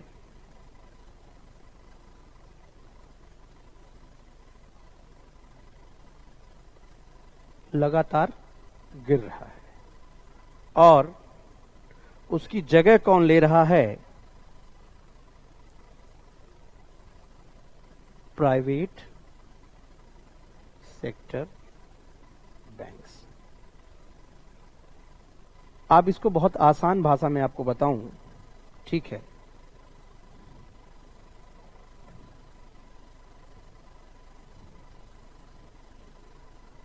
कि जो सर्विसेज हैं वो देखिए बड़ा ही डिफरेंस है। जो बिहेवियर है, गवर्नमेंट सेक्टर बैंक के एम्प्लॉयज का बिहेवियर उतना संतोषजनक नहीं होता है अपेक्षाकृत प्राइवेट सेक्टर बैंक्स के। इसलिए जो बहुत से कस्टमर्स हैं वो लगातार मूव कर रहे हैं प्राइवेट सेक्टर बैंक। जैसे मैं एचडीएफसी की बात करूं, आईसीआईसीआई की बात करूं, एक्सिस बैंक की बात करूं, आप इन बैंक्स में जाइए, आपको बिल्कुल बहुत अच्छे से ट्रीटमेंट मिलता है, बैठाया जाता है, पानी पिलाया जाता है, आपकी बैंकिंग सर्विसेज दी जाती है। और अच्छे इंटरेस्ट रेट की भी बात करें, इंडसइंड बैंक हुआ, आप सरकारी बैंक में चले जाइए, वहां कियोस्क मचा हुआ पड़ा हुआ है, इतनी भीड़। तो इसलिए क्या है, इकोनॉमिक सर्वे में कहा गया कि वर्तमान सेक्टर में समय में जो मार्केट शेयर है वो लगातार क्या हो रहा है? घटता जा रहा है। ठीक है, जो कि चिंता का विषय है। ठीक है, दूसरी बात क्या कही गई है कि भारत में बैंकिंग सिस्टम की स्थिति ऐसी है कि टॉप 100 वर्ड्स के, top 100 bank of the words में इंडिया का केवल एक बैंक है। वो क्या है? इंडिया का केवल एक बैंक है, वो SBI है। और इसकी रैंक क्या है? 55th, 55वीं रैंक है। ठीक है। और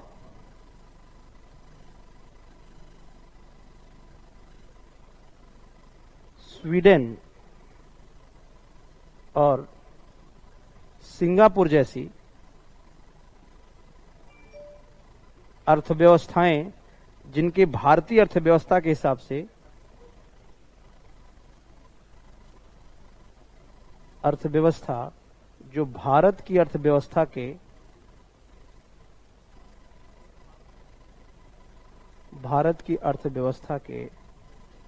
1/6 या 1/8 हैं,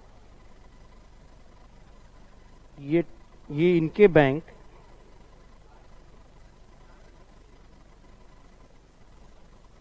टॉप 5 में शामिल है।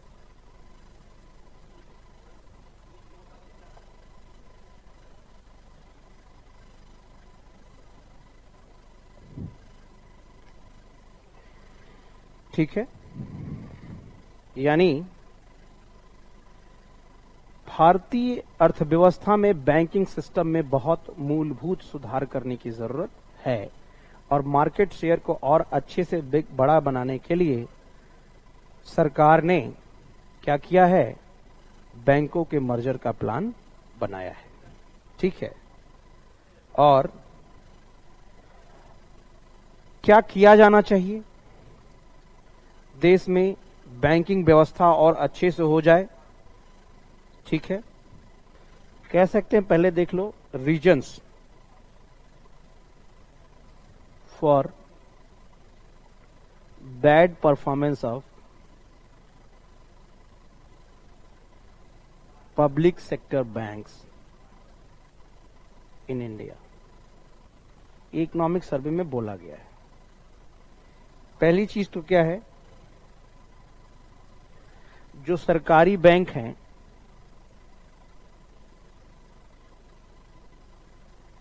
इन्हें बहुत कम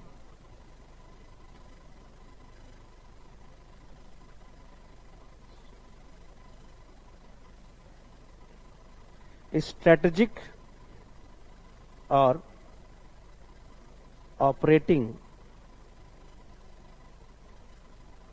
फ्रीडम मिला होता है। क्यों? गवर्नमेंट के हस्तक्षेप के कारण। ठीक है।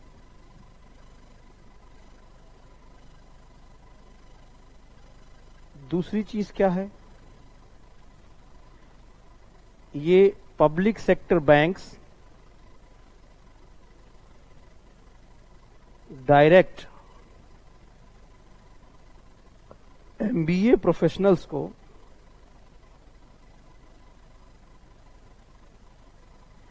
कैंपस से हायर नहीं कर पाते,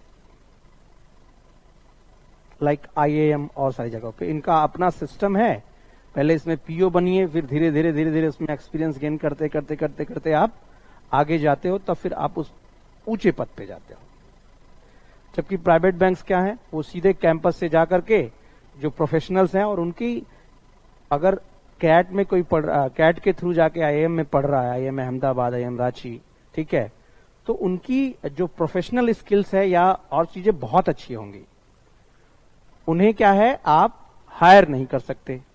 तो जो आपके पास सिस्टम है वो धीरे धीरे प्रमोट कर रहा है, उसी तरह काम कर पाएंगे आप। इससे क्या है, समस्याएं पैदा हो जाती हैं। ठीक है। तो ये दिक्कतें आ रही हैं। ठीक है। और क्या बात है? जो इंडिया में टोटल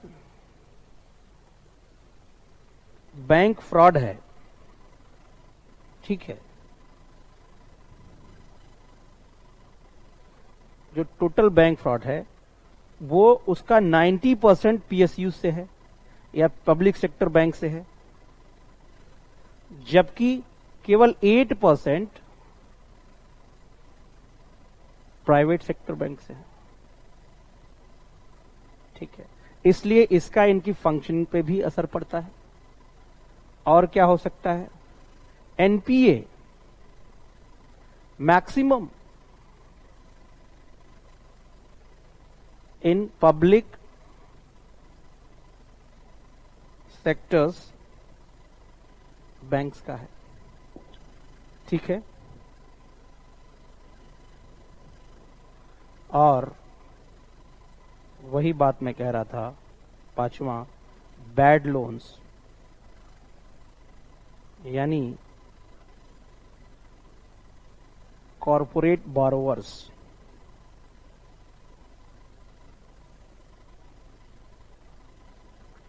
कॉरपोरेट बोरोवर्स का मतलब जो क्या कहते हैं, उद्योगपति होते हैं, बड़े बड़े लोन ले लेते हैं और उसे लौटाते नहीं हैं। इससे भी क्या है, पीएसयूज का परफॉर्मेंस क्या हो रहा है, बहुत गड़बड़ हो रहा है। ठीक है, और भाई क्या होना चाहिए,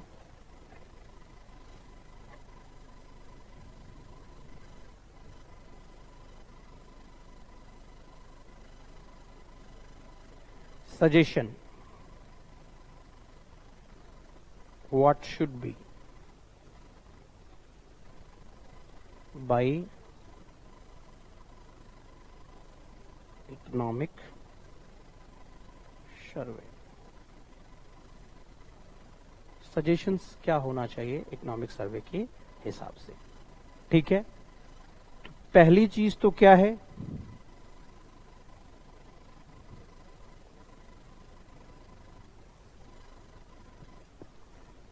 कि भाई बैंक एम्प्लॉइयों को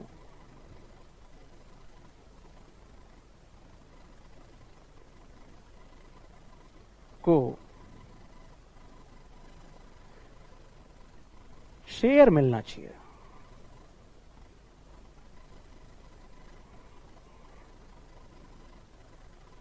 प्रॉफिट का, और जैसे ही प्रॉफिट में किसी को शेयर दिया जाता है उसका परफॉर्मेंस अपने आप सुधर जाता है। केवल इन्हें सैलरी तक नहीं रखना है। ठीक है, यानी स्टेक्स में उनकी हिस्सेदारी, जो बैंक का स्टेक्स है उसमें एम्प्लॉइज को भी, ठीक है, जैसे इसको कह सकते हैं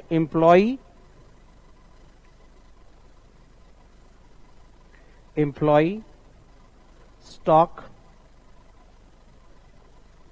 ओनरशिप प्लान।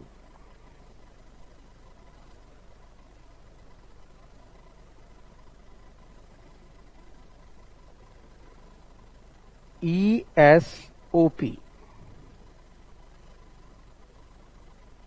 इसके तहत क्या है कि जो बैंक का एम्प्लॉय है उसे भी क्या मिलना चाहिए हिस्सेदारी में। ठीक है, और दूसरा क्या है, परफॉर्मेंस को सुधारने के लिए, कॉम्पिटिटिव बनाने के लिए, ठीक है, कि बैंकों को या पीएसयू बैंक को क्रिएशन करना चाहिए, creation of fintech hub. Fintech hub,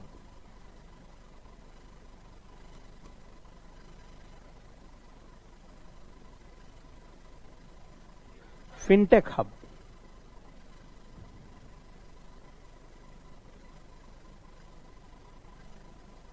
यानी फिनटेक है मतलब फाइनेंशियल टेक्नोलॉजीज जो हैं, यानी वित्तीय तकनीकों का अधिक से अधिक उपयोग करना चाहिए। ठीक है, तीसरा क्या है, बेटर कम्युनिकेशन।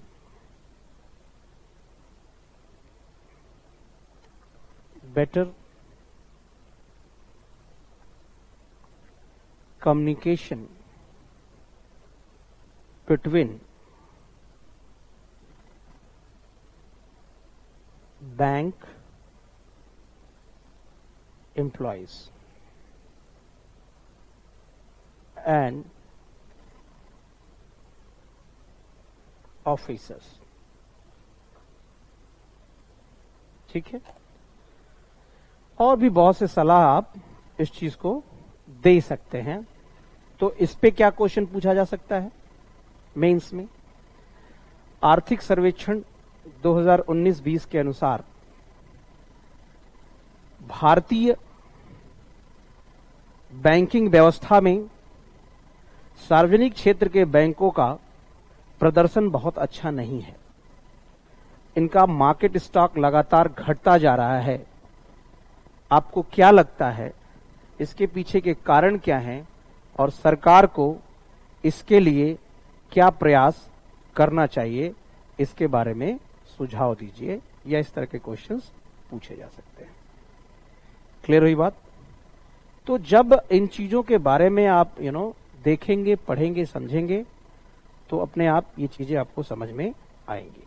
ठीक है, अब थोड़ा सा बात कर लेते हैं पेमेंट बैंक की। ठीक है, एक टर्म आया था भुगतान बैंक, और ये कुछ फैक्ट इसके लेके बात करे जाते हैं। पेमेंट्स बैंक्स, हिंदी इसकी होगी भुगतान बैंक। पेमेंट बैंक, भुगतान बैंक। अब देखिए, पेमेंट बैंक क्या होता है? तो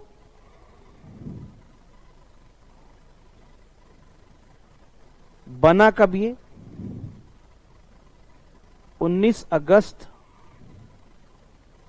2015 को बाई आरबीआई। ठीक है, और इसके लिए मिनिमम कैपिटल कितनी होनी चाहिए? 100 करोड़। न्यूनतम पूंजी 100 करोड़। ठीक है, किसने बनाया? आरबीआई ने। ठीक है, और ये काम क्या कर सकता है ये पेमेंट बैंक? खास बात क्या है? ठीक है, कि ये एटीएम दे देगा, डेबिट कार्ड देगा, लेकिन क्रेडिट कार्ड नहीं दे सकता है। ठीक है, और ये लोन भी नहीं दे सकते। ठीक है, ये केवल और केवल करेंट अकाउंट और सेविंग अकाउंट, ठीक है, खोल सकते हैं। और ये बने थे फाइनेंशियल इंक्लूजन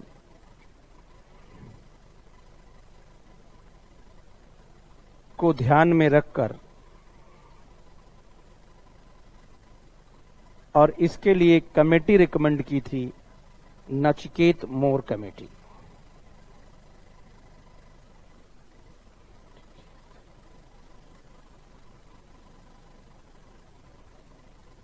नचिकेत मोर समिति के सुझावों पर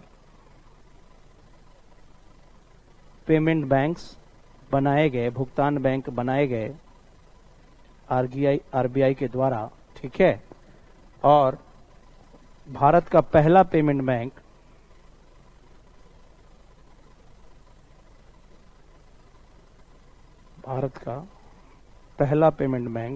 था भारतीय एयरटेल बैंक।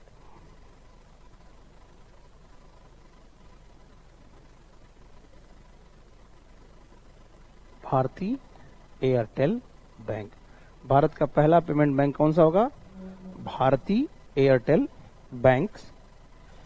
तो थोड़ा सा इसको मैं रिवाइज कर लेता हूं, या आपके लिए रिवाइज करता हूं कि भुगतान बैंक क्या है। देखो 15 में आरबीआई के द्वारा बनाया गया, नचिकेत मोर कमेटी के किस पे? रिकमेंडेशंस पे, और कहा गया कि ये क्या फाइनेंशियल सर्विसेज देगा, यानी केवल करंट अकाउंट और सेविंग अकाउंट यहां जमा किया जा सकता है, लेकिन ये एटीएम कार्ड देगा आपको, या डेबिट कार्ड कह लो, वो देगा आपको, लेकिन क्रेडिट कार्ड इसे इशू करने का अधिकार नहीं होगा। क्लियर हुआ? इसे क्रेडिट कार्ड इशू करने का अधिकार नहीं होगा। ये चीजें हैं, इसके साथ वर्कआउट करेंगे। क्लियर? और इसको खोलने के लिए कम से कम 100 करोड़ की पूंजी होनी चाहिए, और पहला पेमेंट बैंक, भुगतान बैंक भारती एयरटेल, ठीक है। और इसका इंटेंशन क्या था? प्रायोरिटी सेक्टर लैंडिंग, यानी अधिक से अधिक प्रायोरिटी सेक्टर लैंडिंग मतलब क्या है? जिसको जो जरूरतमंद, कल मैंने आपसे बात की थी, ठीक है, उससे लेकर के बात करने की जरूरत है, ठीक है। अच्छा, अब आपके लिए थोड़ा सा मैं होमवर्क दे रहा हूं, जिसे आप करिएगा, और इसे लिख करके जो मेल दिया गया है उस पे आप भेजिएगा, ठीक है। होमवर्क क्या है आपका? आज आपको एक क्वेश्चन या 2 क्वेश्चन यूं कह लो आप मिल गया, ठीक है। एक क्वेश्चन मैं दे रहा हूं मेंस का लिखने के लिए, और उसमें आपके साथ होमवर्क भी दे रहा हूं साथ में। क्या होमवर्क आपका, वो देखिए। होमवर्क 2, पहली चीज तो NBFC, non banking finance companies, इसको क्या करना है? गूगल करना है। गूगल करना है, ठीक है। और इसके लिए अपना एक नोट्स आप बनाएंगे, ठीक है। दूसरा होमवर्क आपका क्या है? PMJDY, समझ पा रहे क्या मतलब? प्रधानमंत्री जन धन योजना। इस स्कीम के बारे में आपको नोट्स बनाना है गूगल करते हुए, कि इसका फेज फर्स्ट क्या था, सेकेंड क्या था, फेज थर्ड क्या रहा, कैसे ये काम करता है, कब शुरू किया गया। और इसी के साथ एक मेंस का क्वेश्चन मैं आपको दे रहा हूं, जिसको आप लिख के सबमिट करिएगा। ये 2 चीजें आपको खुद देखनी है, ठीक है। और आप कहेंगे उसके बाद मैं इसे एक्सप्लेन भी कर दूंगा, लेकिन ये 2 चीजों को आपको खुद अपने लेवल पे सपोर्ट करना, देखना है, ठीक है। वीडियो देखने के बाद से आप जब नोट्स पा जाते हैं, नोट्स में हालांकि आपको जो नोट्स मिलेंगे पीडीएफ वाले, तो उसमें दिया हुआ है, लेकिन आई सजेस्ट कि आप इसे गूगल करिए अपने स्तर पे, ठीक है। जैसा कि मैंने आज कहा था कि पर्सनल एफर्ट ज्यादा मायने रखता है कि आपके सिलेक्शन में। आप क्या है कि स्पून फीडिंग में विश्वास ज्यादा मत करिए। खुद से आप जब सर्च करेंगे, चीजें बनाएंगे, तो अपने, क्योंकि आपको क्लास क्या है, बेस दे रहा बच्चे, आपको अंडरस्टैंडिंग पकड़ा रहा है, ठीक है, वो करिए आप। और एक क्वेश्चन मेंस का लिखिएगा कि वो क्या है, व्हाट इज फाइनेंशियल इंक्लूजन, वित्तीय समावेशन किसे कहते हैं, do you think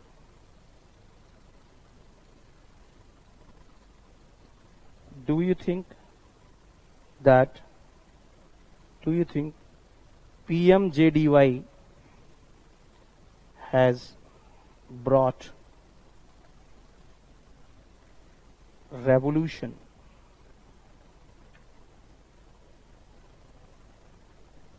in the field of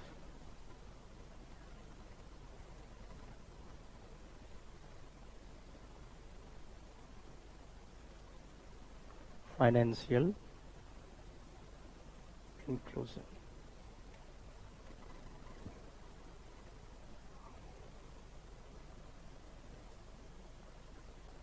250 words.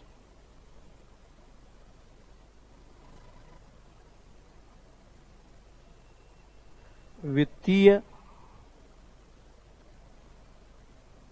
समावेशन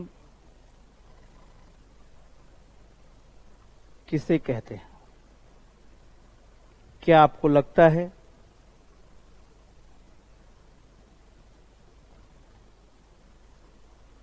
कि पीएम जेडी वाई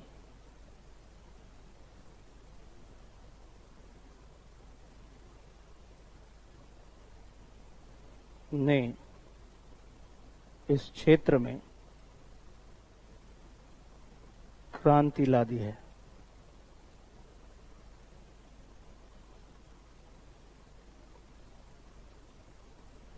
ठीक है, अब देखिए क्यों मैं ये आपको काम दे रहा हूं या ये क्वेश्चन लिखने को क्यों दे रहा हूं, इसकी थोड़ी सी उपयोगिता समझिए क्यों ये दे रहा हूं आपको। ठीक है, दो बातें हैं। एक तो ये कि स्कीम्स से रिलेटेड क्वेश्चंस तो इकोनॉमी में आते ही आते हैं, लेकिन ऐसे स्कीम्स के बारे में क्वेश्चन पूछा जाता है जो सक्सेसफुल रही हो। आप लिख के ले लीजिए, नोटबंदी यानी डीमोनेटाइजेशन 2016 में हुआ, अभी तक उससे कोई सवाल आया नहीं और ना आएगा।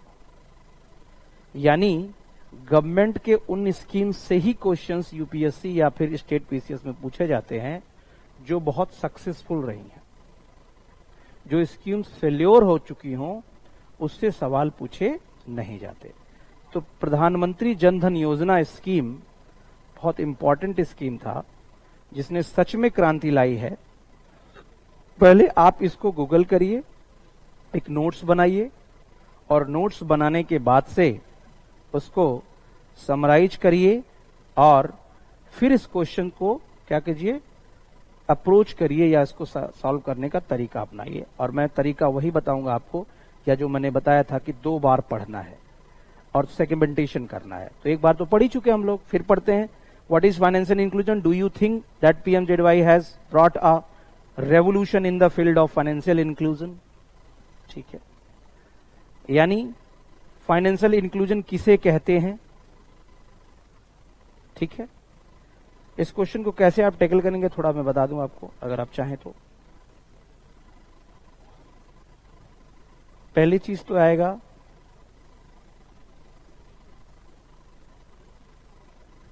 इंट्रोडक्शन, मेन बॉडी पार्ट, और कंक्लूजन। इंट्रोडक्शन में जब आप बात करोगे ना इसकी, तो थोड़ी हिस्टोरिकल, यानी फाइनेंशियल इंक्लूजन की शुरुआत कब से की गई? 1969 से, जब बड़े लेवल पे नेशनलाइजेशन किया गया। फिर 1969 में मैंने बताया था लीड बैंक स्कीम की शुरुआत की गई। फिर 1975 में आरबीआई बना। फिर क्या हुआ?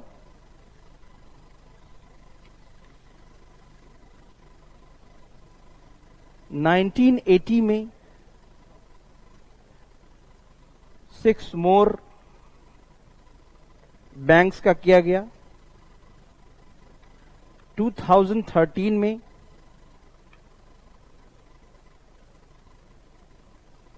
स्वाभिमान योजना आई गई, इसे भी गूगल करिएगा। स्वाभिमान योजना लाई गई, ये भी फाइनेंशियल इंक्लूजन से रिलेटेड था। इसमें यह था कि जो जिन गांव की जनसंख्या 1000 है उसके 3 किलोमीटर के दायरे में, ठीक है, एक बैंक अपने मतलब बैंक के ब्रांच को खोलना मैंडेटरी बनाया गया। इसका भी इंटेंशन फाइनेंशियल इंक्लूजन ही था, या बैंक के ब्रांचेस को क्या एक्सपेंड करना। तो इंट्रोडक्शन ये थोड़ा हिस्टोरिकल बात करते हुए करते करते ये चीजें की गई, या फिर क्या है नेशनल वित्तीय समावेशन सीधे बताओ, फिर बताओ सरकार के एफर्ट, और एफर्ट बताते बताते 2014 में पहुंच जाओ क्या, PMJDY। बोलिए हाँ, इसने क्रांति लाई है, और फिर उसके बाद आगे लेकर के फिर कंक्लूजन में करंट सिचुएशन क्या है, इससे क्या कहा गया है, पंचवर्षीय योजना में क्या कहा गया था इस चीज को लेकर के, है ना। 2012 5 ईयर प्लान में जो था 12वीं पंचवर्षीय योजना, उसमें क्या कहा गया, इसको मिला के लिखिए। क्लियर हुआ? तो ये चैप्टर अभी यहाँ क्लोज करते हैं, मनी एंड बैंकिंग का, ठीक है। और एक बड़े लेवल पे चीजें आपको थोड़ी सी समझ आई होंगी, और कोशिश करिए, फिर और बीच में हम जुड़ते रहेंगे, पूछते रहेंगे और सॉल्व करते रहेंगे क्वेश्चंस को। इसके 2 प्रीलिम्स के टेस्ट भी हमने कर लिए, लगभग 3 या 4 मेंस के क्वेश्चंस भी दे दिया मैं आपको। फिर और क्वेश्चंस आपके वो क्या कहते हैं, जो ग्रुप है उस पे भी जाएगा, ठीक है। चलिए, थैंक यू।